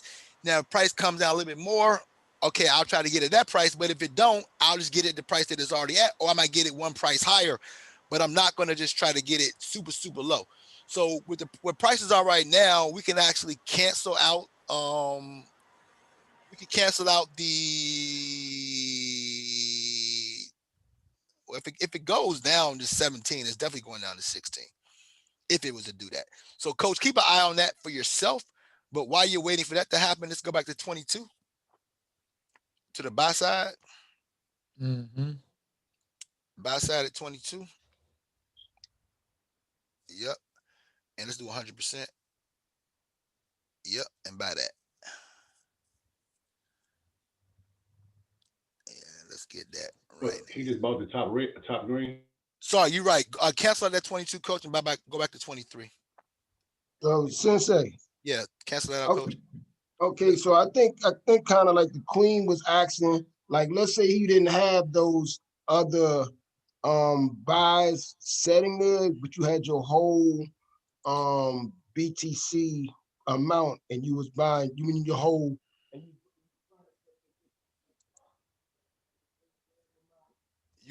You went out. I went out. Can you hear me now? Yeah. Yeah, and you were setting your take profits. Would you do it like 25%? Right. Okay. Right. So if you see the little chart that I sent out for that, like the TPs, I said TP1 25%, TP2 50%, because remember the 50% is not 50% of your entire portfolio is 50% of what's left after the 25%. Got you. Right, and then the 100% is what's left after all those orders are actually completed. Okay. So yes, you breaking it down pretty much 25% across the top, but you can't do it like that because it's only doing a percentage of the balance that's left inside your portfolio. So when you do the 25%, the 50%, the 100%, it's based off the balance that's left. So we just purchased that, coach. Those at 23. Buy. Perfect. We got 2,000 more. Cool. So now he has 18. So what we're gonna do is we're gonna go back to the sale order. We're just going to put these sales in so we can be done with that. It's a set and forget system. So we're gonna go back to the sale and go to 600.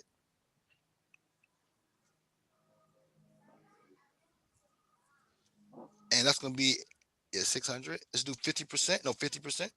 This is what we're talking about. 50% of 600. There you go. So let's go look at the value of that again while we putting that in potential value, because it's also based off where Bitcoin is going to be at. So 0.34 cent times 1913. Okay, that's $650. Sounds good. So click on sell on that. Boom. Okay. Now we're gonna go back to sale. We're gonna put in the second order. Just click on any number, and we're gonna make that there was a 37. 37. Boom. Okay. And we do 100% at that. Okay. So now 650 plus. Okay, we got was it 213.13 times 1913 equals 4,074. So 4,074 times 650 is 4,074 plus 650. Okay, its potential is 47.24. So click on sell for that. Okay. And happy birthday. All right. Happy birthday. So that's a good birthday gift. What So about the 12? Thank you. What about the 12,000? Because that was the third TP, I thought. Right. So if these orders right here get filled, the sales or the buys? The buys. Okay. If the buys get filled, right, then boom, we'll do that one for the 12,000. If not, we'll come back in and get them for 22 or 23 or even 24 if we have to, and then do those at the 12,000. Roger that. Does everyone understand what we talked about? What we talking about right now? So we're gonna try to get him a couple more coins if possible. If not, we can always cancel these buy orders right now and just buy it at price and put that third one in. Let's just do that and be done with it. Cancel those 2 buy orders. So do you have to Okay. It's buy them at 2023. 100%. 100%, yeah. Okay, bye. Perfect. Now let's go to the sales side. So you see it fill right away, right? Because he bought it in the sales side. So then we'll go to the 12,000. Do you have to buy it 3 times in order to have 3 take? No. You can I'm just doing it multiple times. You can just see how fast and how to do it. Like repetition, you know? Thank you. Okay, so that hold up, coach. Let's see what that's at. That's 6.88 times 3.8. Sorry. 6.8. Hold up. 6.88 times 3380. Okay, that's 23,240. Okay, so that's about $28,000. And you saw what we put into it. So I hope you understand what you're looking at right now. I hope everyone understands what you just saw with your eyes.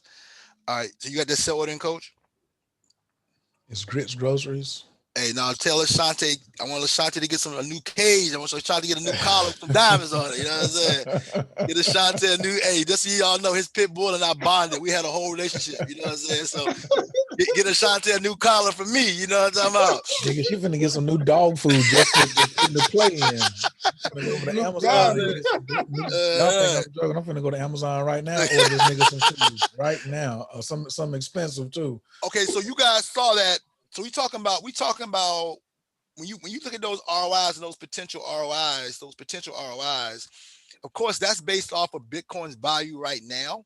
So, for that particular play to actually play out, you're probably going to see a dip on Bitcoin or a drop on Bitcoin for that play to actually play out. But if you're talking about $100 or $50, right? Of course, the more you believe, then the higher your ROI, right? But you're talking about $100 play that has the ability to yield you $25,000, even $20,000, right? Even $15,000, right? I mean, those are the type of ROIs that we already did on the last play. But this is a better ROI than the last play. You understand what I'm saying? So every $100 has the ability to be literally thousands of dollars. Okay, so get in where you fit in. Get in where you fit in. Again, this is not something to call me about. Ask me when it's going to cash out. Just put in the TPs and leave it alone. When it cashes out, it's going to cash out into what? Bitcoin, right? And wherever Bitcoin is at that time that it cashes out, we know that it's going to be cheaper than the price that Bitcoin is at now. And we also know that Bitcoin has more halvings that have to happen over the next few cycles. So even if you could possibly have one or even two Bitcoins when this cashes out. Okay. Could possibly have that. All right. Does that make sense?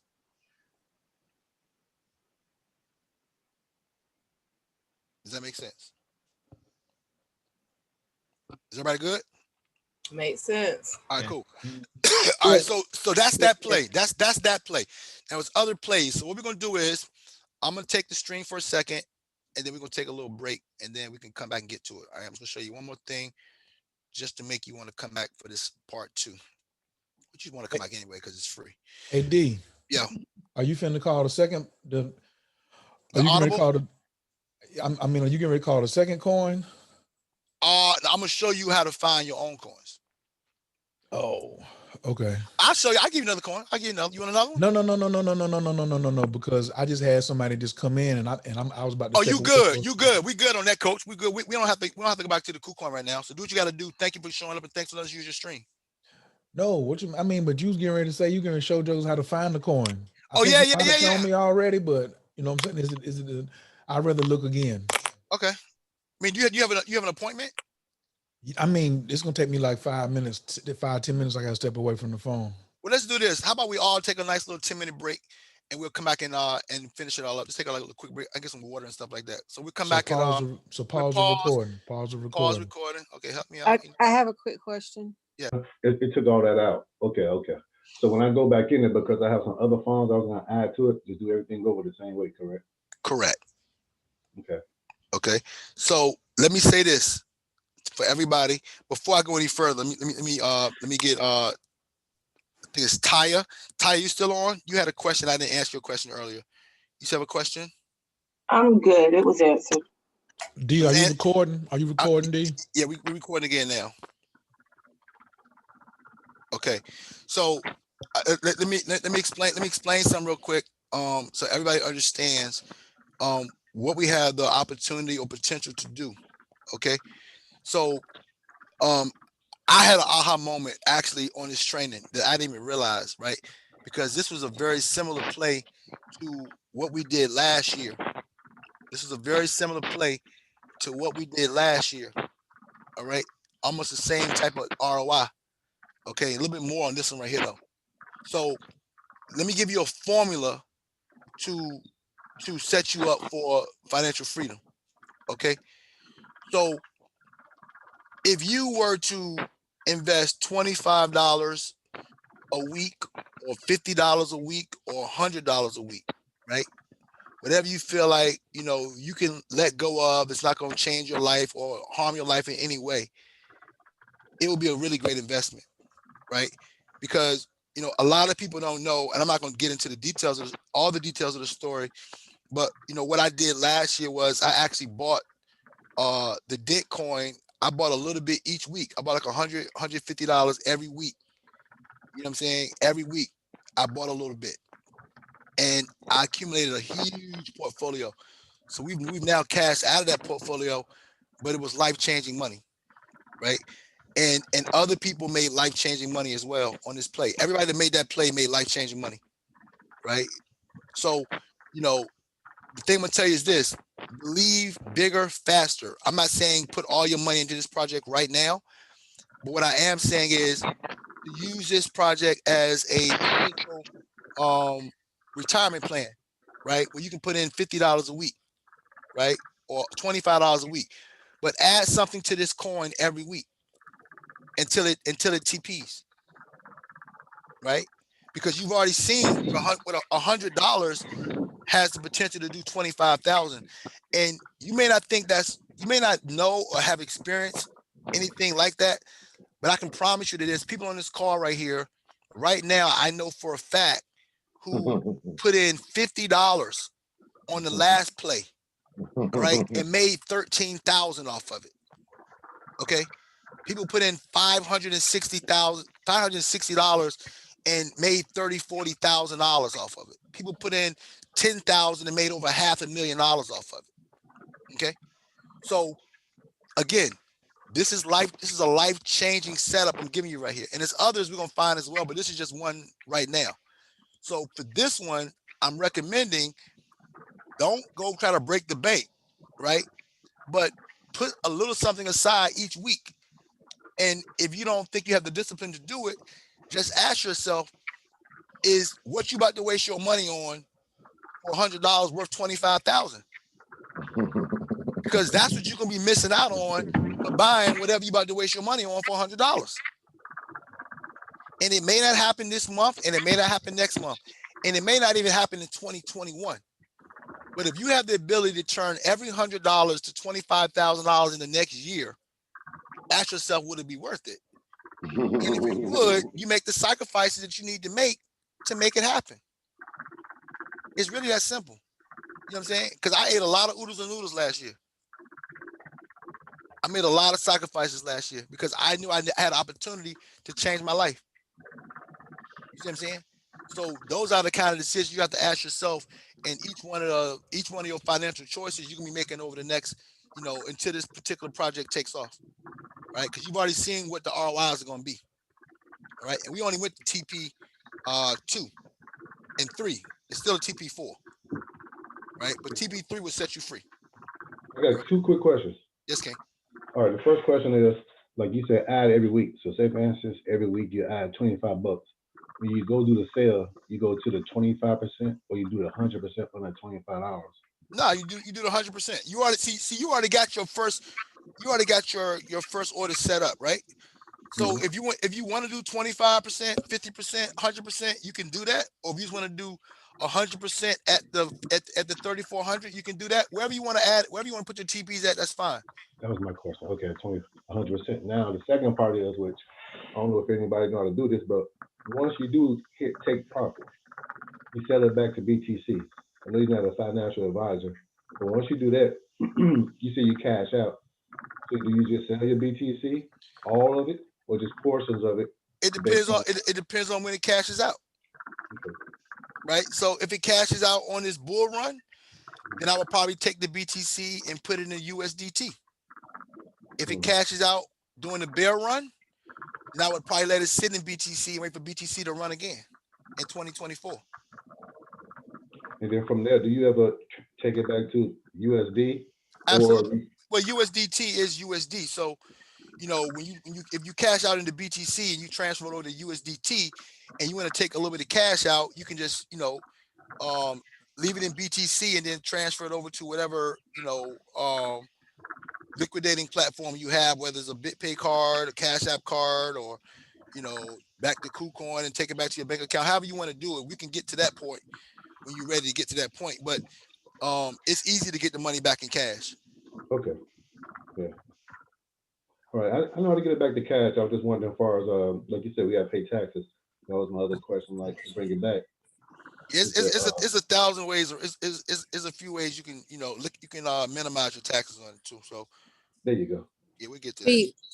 Peace. I just wanted to say something, Miss Joanne. You can also put you can let the money sit on the exchange and put in a stable coin if you're not ready to cash it out.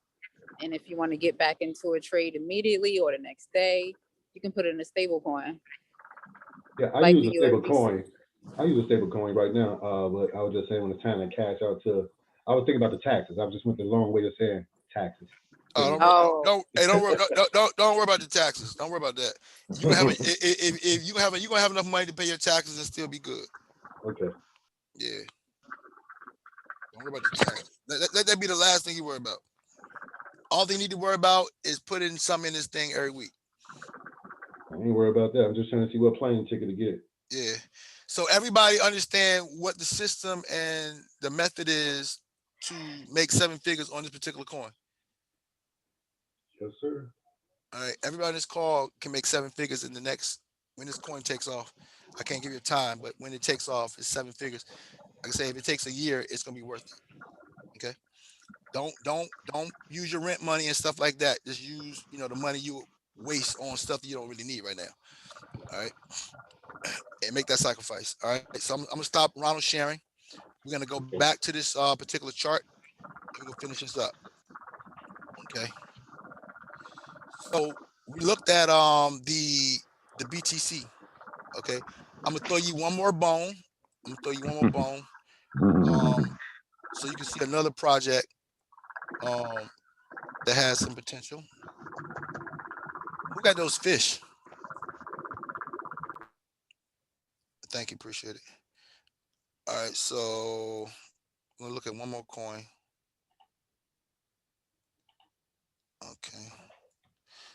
So what I did was, this is just for the Kucoins. So every coin is on that particular exchange. I have those coins. Every coin, everyone is on all those base currencies you saw at the top. I have a list of all those right here. Okay, so I have a list. I've already created a list of all these coins, right? All the altcoins, all the BTCs, the DeFis, the NFTs, the Polkadot, the USD pairs, everything that's there. I can go through and look at them. Right, it takes about 2.5 hours to go through the whole platform. Okay. All right. So what we're gonna do is I'm gonna find another project that has some potential. Now this one is pretty cool because I woke up this morning and had like an extra $100 some dollars. They did an airdrop last night, apparently, and I woke up and I had, $100 some dollars worth of coins that's available to me, off of this platform, right? Off this particular coin right here. So we've been in this coin here for about 2 weeks. All right. Again, I look for things that's in the dirt, right? I like things in the dirt because I know that it's been here before. It can come back, and I see institutional money. As long as I see institutional money that has at least 200 or 300%, I'm going for it, right? So here's another one, ample fourth against BTC, right? Against BTC, and again, we got it a few weeks ago. So we're already up about 150, 170% on this particular coin. But I'm gonna show you what's still left in this coin. I'm gonna go from where price is right now, okay, back up to the top order. So you still have another 700% in this particular coin against BTC, right? So that's $7 to every dollar. You're looking for something that can, pay you out right now, right? You can start making money right now on something like that.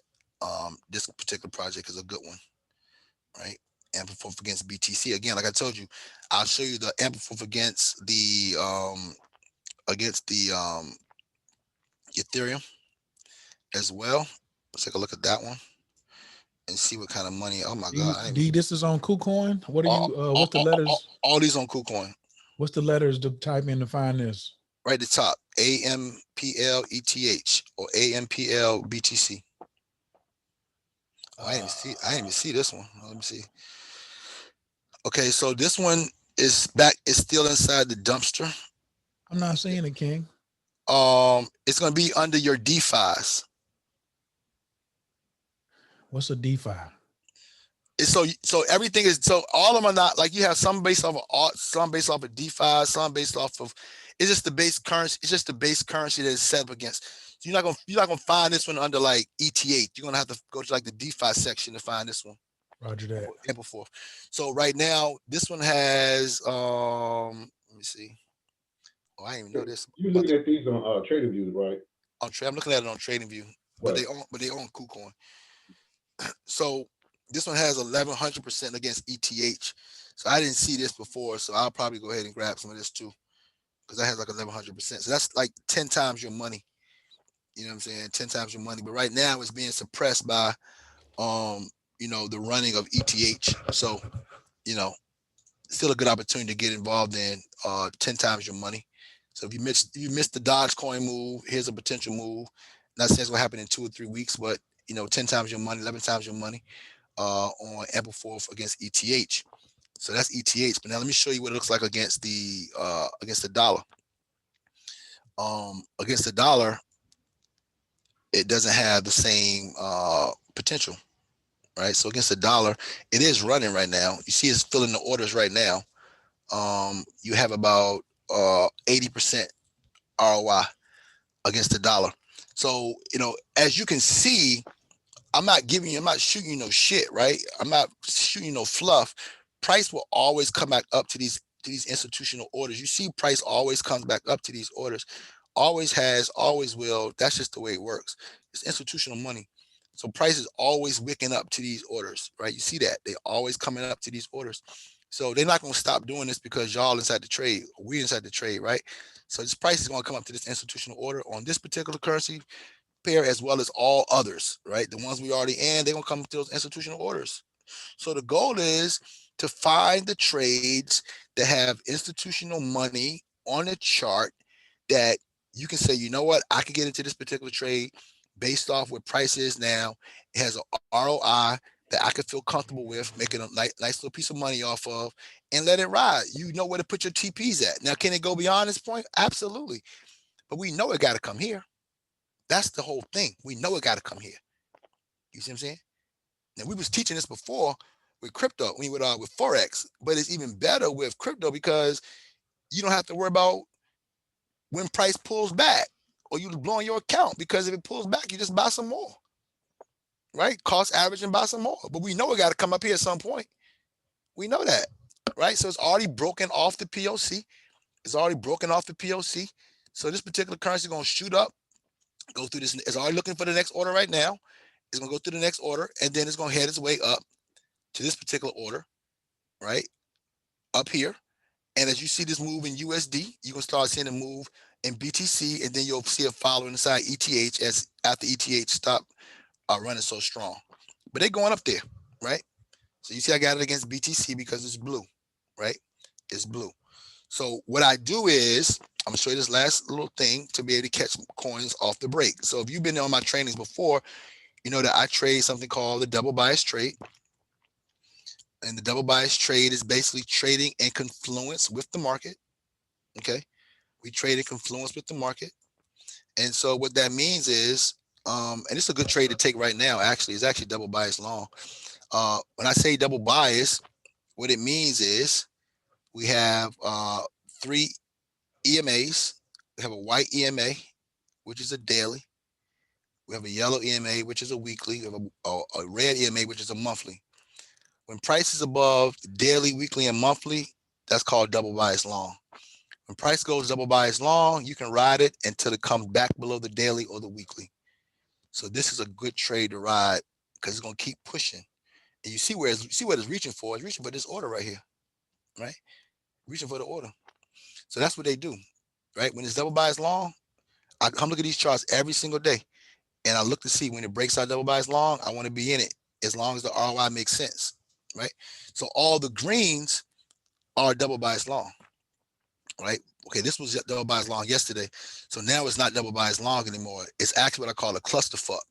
So when it's a clusterfuck, it turns orange, right? So we change that to orange, right?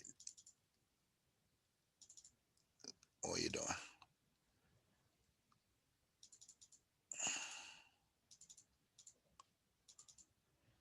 Okay, let me see why my colors don't want to work. Okay, there we go. So that's orange. That's a clusterfuck. So Okay, this is in between the daily and the weekly. So it needs to be in alignment. If it's between the daily and the weekly, that's a clusterfuck. All right. So that's orange. So I keep my eye on those because they're gonna break out, right? If it's blue, that means I own it, right? This is orange. Let's see where it's at today. Now this just broke out. It's above the daily and the weekly, okay, but it's not yet above the monthly. So it's a short-term move right now until it actually breaks above the monthly. But you see where it's headed. It's headed towards this order. It's trying to fill out this order, and then if it breaks through this, it's going to break through this with a momentum candle or a nice engulfing candle and stretch up and grab this order right here. But right now it is biased long on a day chart, but not biased long on a month chart. Okay, so it's a nice little scalp opportunity. So that has to stay orange. Now the USD is double bias long, right? So that's green. So everything is based on color code. So if it's orange, it's a clusterfuck. If it's green, it's double bias long. You see where it's stretching for the next order. And then I'm looking at this one real quick while I'm here. That's going to be, that's actually breaking out to double bias long. So here's an opportunity for this particular trade. Again, this is a scalp trade. Probably to the next order. You see what the ROI is in it. So I'm going to go to my actual day chart to see if there's any more orders up top. And there's only one. Doesn't mean it can't go higher than this. It just means that this is all the money that is guaranteed on the chart. So that's going to be 5%. So I'm not fucking with that. Excuse me a French. I'm not messing with that. So that's 5%. So I'm not messing with that particular trade, but it is double bias long. So it could go way beyond this and push all the way up, but it's not guaranteed. Okay. Now on this particular currency right here, and somebody might say, well, what is the project? I don't care what the project is. Okay, it doesn't matter to me what it is. I don't care what it does, what the utility is. I really don't care. All I care about is where is it sitting at in reference to this formula we have on this chart. So this is double bias short. Okay, it's actually in a cluster right now because it's above my monthly. So that needs to be orange. Okay, it needs to be orange, right? Now I'm gonna show you another one real quick. In the USD pairs, we'll show you the how that looks on some of the currencies you may be more familiar with. And so we're gonna look at we'll take a look at if you see all the blues, those are the ones I own. So do what you want to do with it. All right, I ain't gonna tell you don't get it. All right, so let me see. BTC. Okay, Bitcoin. Let's go to Bitcoin real quick. Okay, so Bitcoin just broke back out. It was playing off my 3-month moving average. That would be purple. So now Bitcoin has just broken out into a double bias long. That needs to go back to green. And you see where it went to. Where did it go? Where did Bitcoin break back up to? Where did it go? Right to this order. Right to this order. Okay. All they're doing is filling institutional orders on these charts, unless it's running off momentum, like you'll find like with a Dogecoin. Is running off momentum. So the next place Bitcoin needs to go is going to be up to 6,200, 62,000.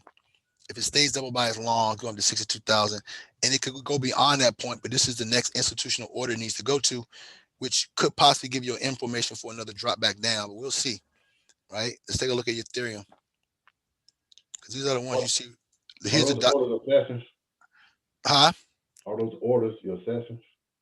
Right. Correct.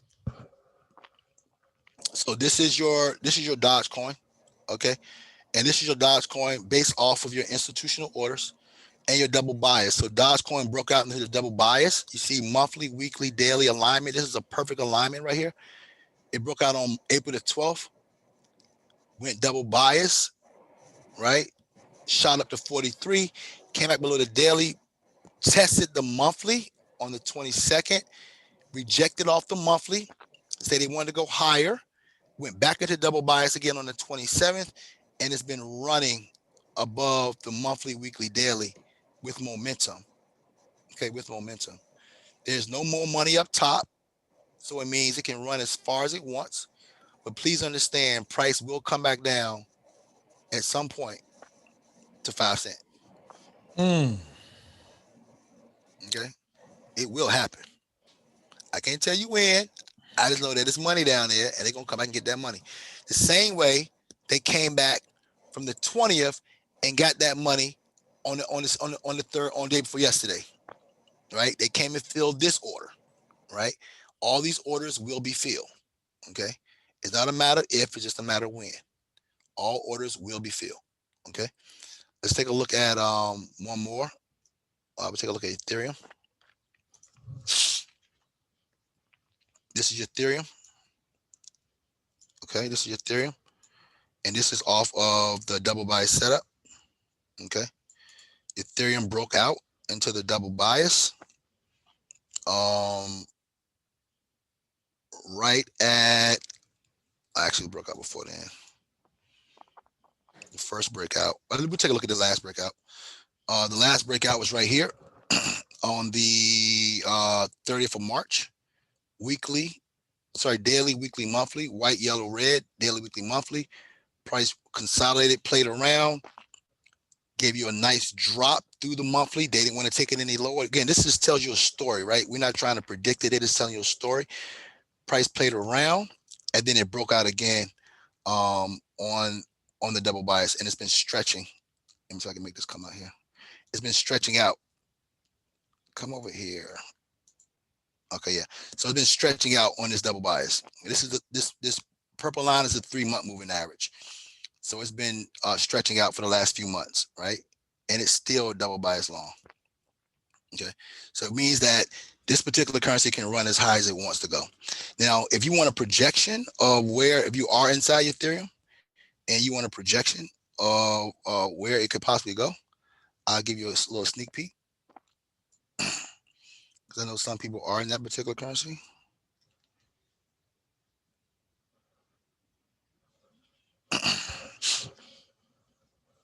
Okay. Take a look at Ethereum. Okay. This is just based off of historical data.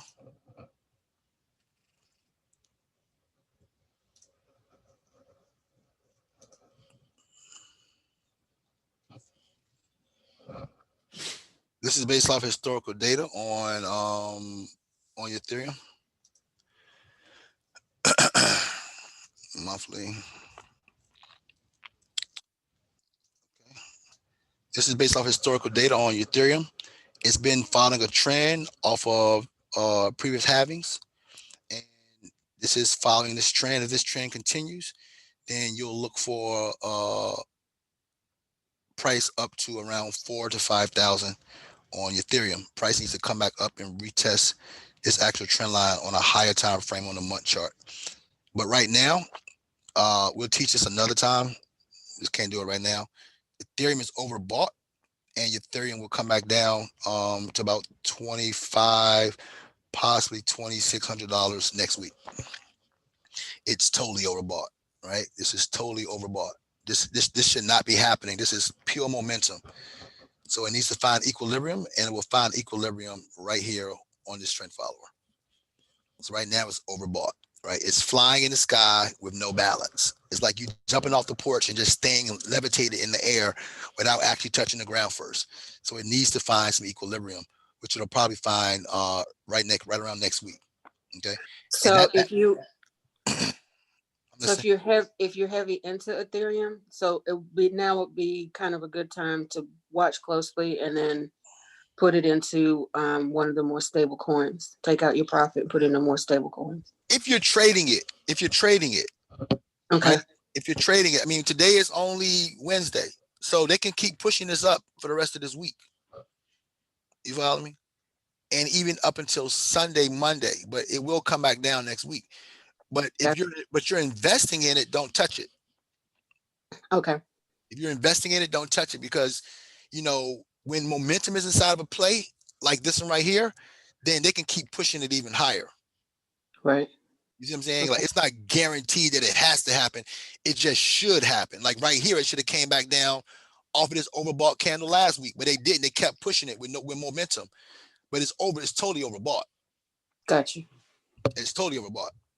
So it's the same thing that you'll see like with for example, you're seeing the push right now on Dogecoin, right? I haven't seen it. I can just tell you it's totally overbought because it's way too much momentum going in, and it didn't probably find a lot of balance. Let's take a look and see. Where is it at? Okay, here it is. See, this is ridiculous, right? This is ridiculous. Let's take a look at it on the week chart. Ridiculous D. This is okay. Take a look on the day chart. Okay, it's balanced on. It's actually balanced on this thing on the day chart. This thing could run again. You got to know it's balanced. So as long as it stays close, it's balanced on this particular trade. So it came back down and found balance this morning, and it shot back up. So when price closes tonight at 7 o'clock, so if you're trading crypto, remember the market closes during this particular cycle right now, this time of the year, with the changing the time at 7 p.m. So this is on the day chart. So in 6 hours, so actually be 8 o'clock now because the time changed. So at 8 o'clock, this day will be over, and then the new day will start at 8 o'clock. And then if it needs to find balance, it'll find balance, and then it'll push back up again at some point, right? And it does this on the day chart, it does this on the week chart, it does this on the month chart. So that's how this plays, right? So everything, all these colors. This is what I do every day. I go through. I spend about 3 hours, and I go through and I color code all these currencies on all these pairs, about 300-400 currencies, and I look for the best opportunity, right? And you only need about 25-30%, per week on a consistent basis with a decent size account to make a nice little income without all the risk that you may take in forex, right? Which I still love forex, but I'm just saying this is less risky when you're trading inside the crypto market because you actually hold the currency. So that's just a little gist of what's going on there. Anyone have any questions about what we talked about so far?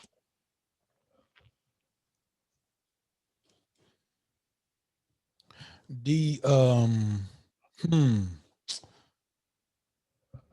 Nah, I'm good. I'm good. All right, cool. So Can you show us your indicators? I see like 6 up there. Yeah, I'll give them to you. So we have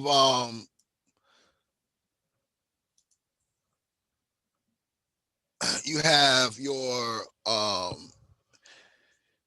I'm still using the CSA. Remember those, the CSA moving averages, which is basically the 630 and 120, which is the daily, weekly, monthly.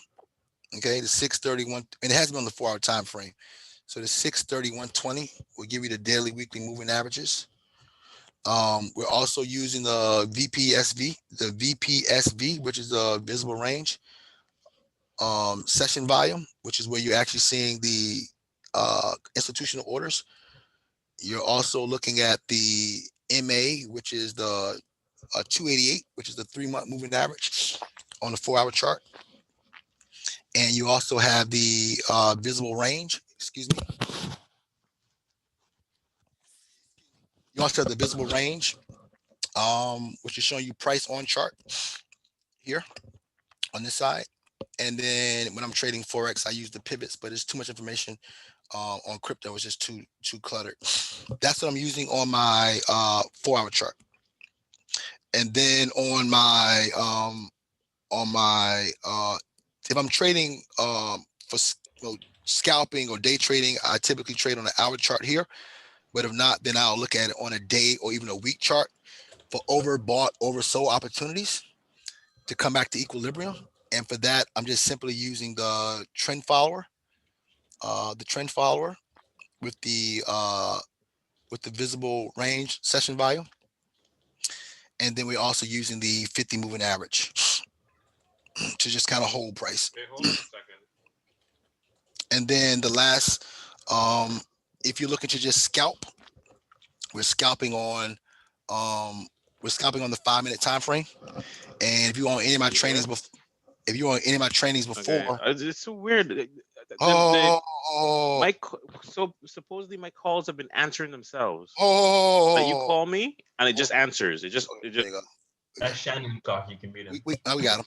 So if you're scalping, right, and this is also good for not just scalping but also holding trades. You're on any of my trainings, I always trade on the 5-minute time frame as far as scalps are concerned, or day trades even. And for that, we're using the 5-minute chart. And on the 5-minute chart, we're using the 288, which is the same indicator as the 6 on the 4-hour time frame. So the 6 on the 4-hour time frame is the same as the 288 on the 5-minute time frame. And then we're looking at the 50 for potential entry and exit. So again, this is the Dodge coin, and this is the daily moving average on a smaller time frame. And so as you can see, the breakout happened. It actually happened way back here, but around, yeah, that people before then, but let me see. It's been above the daily for a while. And these are real moving averages. These are not just like some stuff I made up. Like, these are real moving averages that really hold price. You see prices staying above the daily, which means clearly it's still biased long. Stayed above the daily, right? Stayed above the daily. This is like for those who looking to do Forex or even hold it on the side of an actual crypto trade. You saw this drop here today, but we know that this drop here today happened. Again, this is why this all comes into confluence. This drop happened today because price needed to do what? Find balance here, right? So this drop was finding balance here. That's what that drop was all about. It needed to find equilibrium for another push. So now you're seeing that price is back on the 5-minute chart and is again back above the what? The daily. So now you're looking for another push up probably tonight, right? And that's how this whole setup works, right? And you can use that for any trade, any crypto, Forex, stocks, commodities. It works the same way, the same system. It's the same concept for everything, right? It really doesn't matter. So, I like to look at my Forex trades on a weekly chart and trade them back to equilibrium, or on the monthly chart. And then, of course, on the crypto, I look for just my double biases just to run those in confluence with the double bias, or I will run and buy super undervalued currencies that have ROI potential inside of them, either or.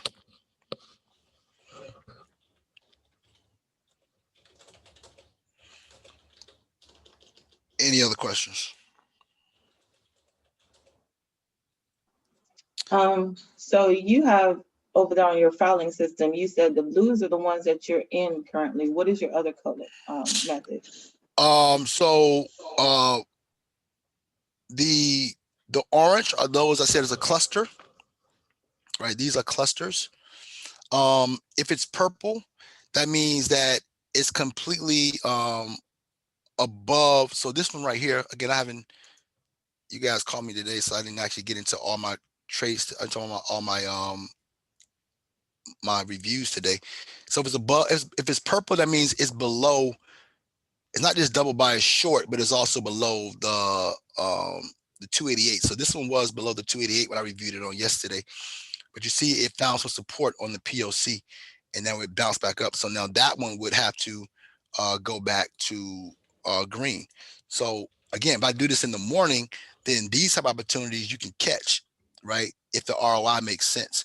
So if I was to do this review this morning and it broke off into the double bias, I would ask, okay, what's the ROI to this particular order? And I said, okay, cool. It's 20%. So I wanted to scalp for the day. That's something I would be looking to scalp. I'll take 20% on this particular trade.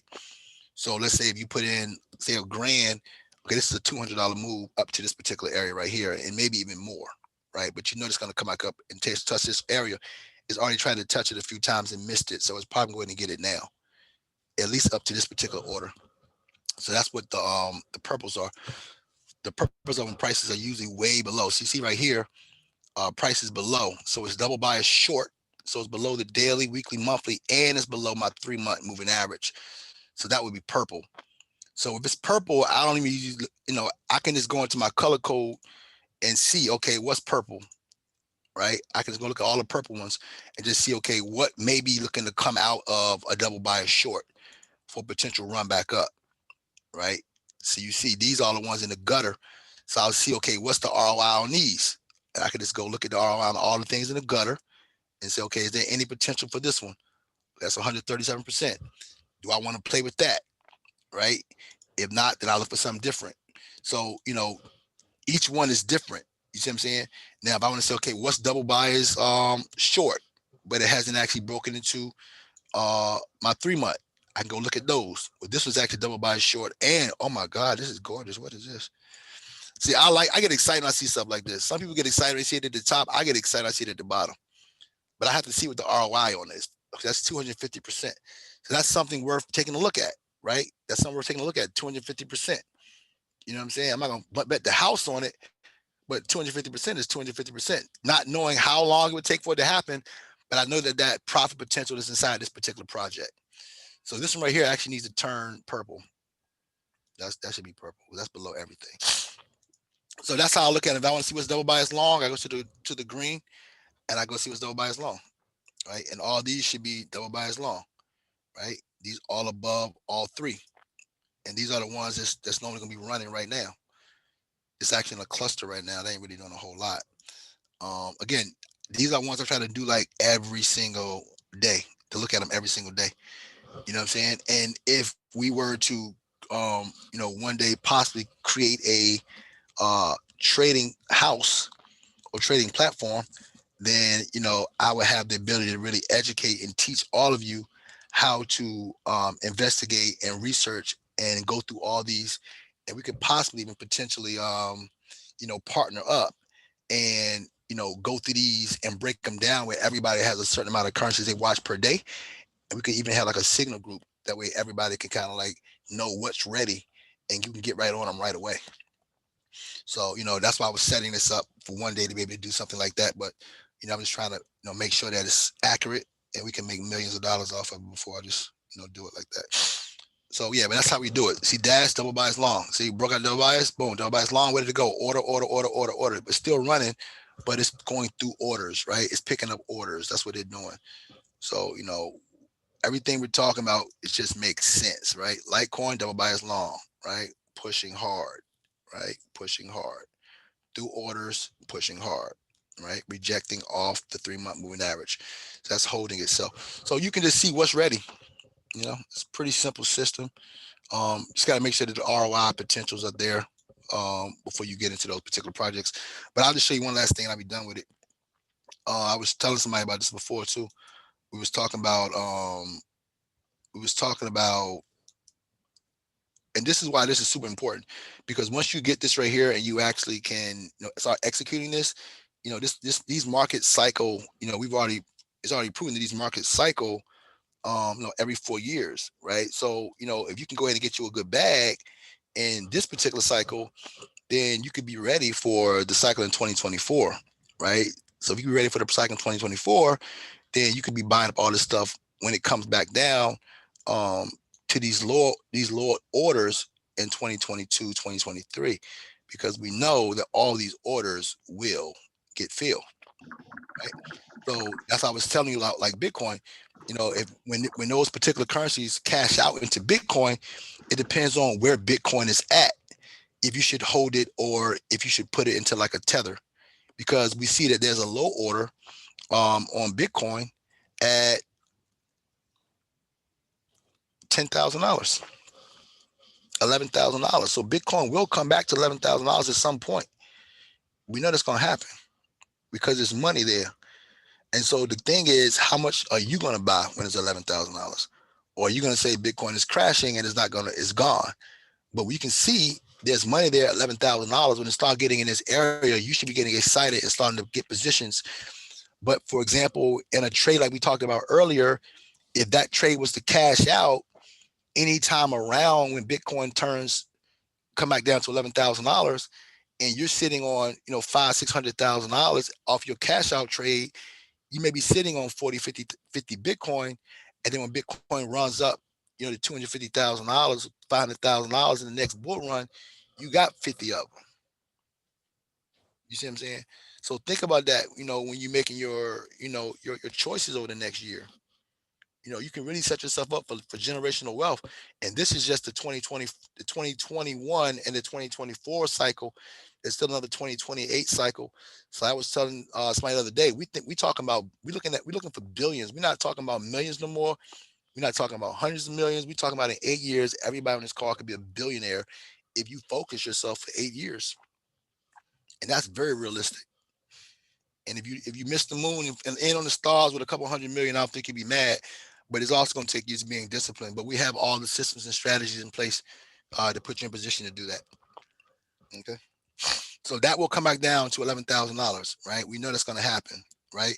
I'm going to show you a couple more so you can just see, why you need to be in position. We see Ethereum right now is at 3,500. We said Ethereum has the potential to go to at least 5,000. But we also know that, and Benji would tell you this, Benji. Yes, sir. Where did I tell you Ethereum would go last year? I'm trying to remember. But I know we were talking about going to like 5 or 10,000. No, but where did I say it would come back down to when it was at like $300 last year? Oh, you said $100. And where did it come back down to? I was mad. I didn't take it. But the only reason I knew that is because I knew where the institutional money was at. Right? It wasn't because I'm a genius. I just knew where the institutional money was at. So I'm like, I don't care where it's at. It's gonna come back down to this price. So imagine if you drop, not saying him because he did okay, but imagine if a person didn't know that and they put, $1,000 or $10,000 or $2,000 and bought 10 or 20 Ethereums at $100, and now it's sitting at 3,400. That's 34 times your money, right? So we see orders at Ethereum. It should be around 250. Right. Let me see. Let me get the exact number. It's so funny because it was like when at the time it would look like it was just so far. I'm like, there's no way it can go back there. And I was like, oh, I could call the name.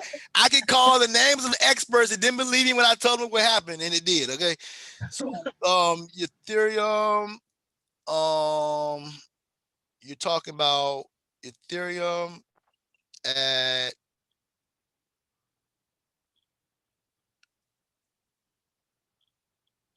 about 400. So your Ethereum at 400. So your Ethereum should come back down to at least 400. Okay, which is 4 times more than where it bottomed out last time. But again, that could be 2-3 years from now. Most of y'all wanted me talking about crypto back then. When that happens, y'all wanted me thinking about crypto no more. And we're gonna be racking up. Okay. So don't forget about what I'm telling you right now when the market is no longer the hot thing, but it's not the shiny thing anymore. Don't forget this. When these numbers start popping up again, there's gonna be great opportunities to purchase back into it. You should be selling when it gets to some of those highs, and then holding your money inside some type of stable coin, as Joanne mentioned before, and then going back and then purchasing. And now that you know how to purchase, right? You can go and when you start selling these coins at these peaks, you can just go ahead and put some of your orders back in for $450, $500, and whenever it does wick back down and happen, it automatically just fills your order. Okay, that's a little nugget for you. So that's it. I thank you guys for spending the last 3 hours with us, man. Like, this is my gift to you guys because I want you all to win. I know you all deserve it. And so, any questions we have before we go? Thank you. Thank you so much. You're welcome. You're welcome. Hey, yo, D. Yo. Hey, look, check it out, right? Waiting on Uber Eats to come and about to reply to some text messages. And people to ask the questions now, so they're not hitting us up after the call. Yeah, ask your questions now. I heard somebody else talking. Hey, D, why? I'm looking at my trading view, right? Mm-hmm. And I see your institutional levels on your VPSV. Mm-hmm. Blue bag. I'm trying to figure out why when I pull it up, my levels, I can't find my levels like you do, like you have. Okay, so what you're gonna need to do, is you're gonna have to come over here, right? And you're gonna have to go to your levels, Mm-hmm. and you're gonna have to it's a little trick. Most people don't know about this right here, but it's actually your extended levels. Okay, 230. So what I go to? Yeah, I hear you. So you come over here and you stroll down off the it's here. where it shows, sorry, inputs. Of inputs, you see where it says extended POC right? Mm-hmm. You click on that. Okay, so go to settings. Yeah, go to settings and click on inputs. Is extended POC right? And that's gonna send the lines out further. Right, but it's only gonna show you 1 day or lower. It ain't gonna show you no, and we'll get into that later. But that's just gonna show you all the levels on a higher time frame. But there's also levels on a smaller time frame too. We can't get into all that right now, but that'll give you all the orders you can see on the chart. And those orders are typically good for like 18 months to 2 years. After 2 years, one second. After 2 years, you probably won't see them anymore. They usually expire after 2 years. So if for some reason the orders that you have in are not there, they're not filled within 2 years, then they'll just expire, and then those TPs will no longer be valid. Okay, cool.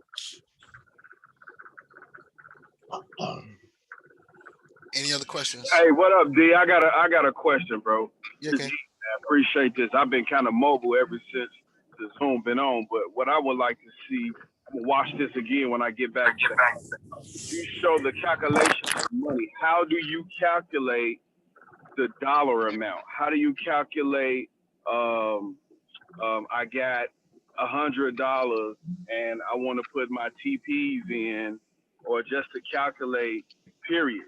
Can you show that again? I want to see that. Yeah. So okay. So let's say, for example, again, it's going to be based off where the base currency is at when you actually cash out, because it could change like a little bit. But let's just take, for example, okay, let's go to the one we just had. All right, let's go to the amplifier. Okay, so let's take, for example, this one. All right. So if I can see that price is here now, and I can say, okay, well, I see an order, the top order is, and again, you have to put as much price on the chart as possible in order to find out where all the money is. You might have to stroll down to find out, because sometimes money, see, there it is. That's why I got that order. Okay. So it's more up top. You have to kind of like stroll it in to get all the money on the chart. Okay, 1 second. So what you do is this, E. So when you go to your measure, right, from the bottom to the top, and try to get as close as possible to price. Okay. And I'm looking at the top order. Okay. So this is at, let's say, 850%, right? So basically every 100% is a double up, right? So for every 100% is double what you're actually investing in that particular project. So let's say, for example, you put $1,000 in this particular coin and it goes up 850%. That's gonna be 8.5 times your money. So that'll be $8,500 as long as price stays with Bitcoin somewhere around where price is at right now. Now, if Bitcoin was to drop tremendously, then you may only be at like $6,500. You know what I'm saying? But it's gonna be somewhere around that particular price. Based off, because you look at your ROI, you basically just take your ROI and you just multiply it. You see what I'm saying? So when we showed those trades earlier where they had 25,000%, that's that's like 250 times your money. Yeah, that's what I was trying to catch that while I'm driving. But when I get back in and sit down, I'm gonna check it out though. Yeah, that's like 250. I've been trying to catch calculations for like the last 2 or 3 months. Yeah. I mean, I'll show them to you. I'll show you. It's because the thing is, like, when you're getting into a particular coin, like there's some coins that honestly they're not even worth the time. Like they may be moving, they could be moving a lot, but it don't mean that the ROI makes any sense. You see what I'm saying? Like, let's take this DOG coin right here. Let's just say, for example, price was to go from where it is now back up to the top order. So that'd be 43%. Up to the POC would be 200%. But this is guaranteed money to 43%. I'm not even going to touch a coin at 43, 40, 45, 50%. I'm not even going to look at it. I'm not going to waste my time. You know what I'm saying? Because you need to put you need to put at least, $5, $10, $20,000 to see any real return to make any sense. Where I can find a coin that has, a couple 100% or a couple 1,000% ROI, and I can put in a smaller amount and make a larger return on my investment. You see what I'm saying? So, having this concept and having this system, you're looking to get into particular coins. And again, when you're getting into particular coins, make sure this is just off. But if you're getting a particular coin, go to the actual exchange that coin is in and look at it on that particular exchange, because what's available on Kucoin may not be available on Binance. What's available on Binance may not be available on Kraken. Right? Because institutional money on those particular platforms could be different than institutional money on this particular platform. So they don't all play the same. Correct. Now, I actually, with them trying to allow me to be able to trade on the platform, I think I sent you a screenshot of what they sent me on the security side. So I'm going to dig into that a little bit too, because I got a passport. So I'm going to send them that as well and see if we can fly something with that. So I don't know, maybe when I get in, you can look at it and tell me if I can trade on the platform or not. Oh yeah, you probably can still trade on the platform. It's going to probably tax you a little bit more on the fees. Okay, I'll figure it out. Yeah, hit me up. Okay. I got. Any other questions? All right, cool. All right, guys. So I'm about to have me a juice because I haven't eaten anything all day. I haven't done nothing. I gave y'all my whole morning, so I'm about to get my life together. And hope you all have a wonderful one. Hey man, it's my pleasure, man. It's my pleasure. Happy Cinco de Mayo. Go have your margarita. You know what I'm saying? If you don't drink, then just go have your fruit punch. You know what I'm talking about? I don't know what I'm gonna have yet. I'm gonna figure that out. But y'all have a wonderful day, man. I love you guys, and we will chop it up soon. All righty. Talk to you soon. Chop it up soon. 100. Appreciate it.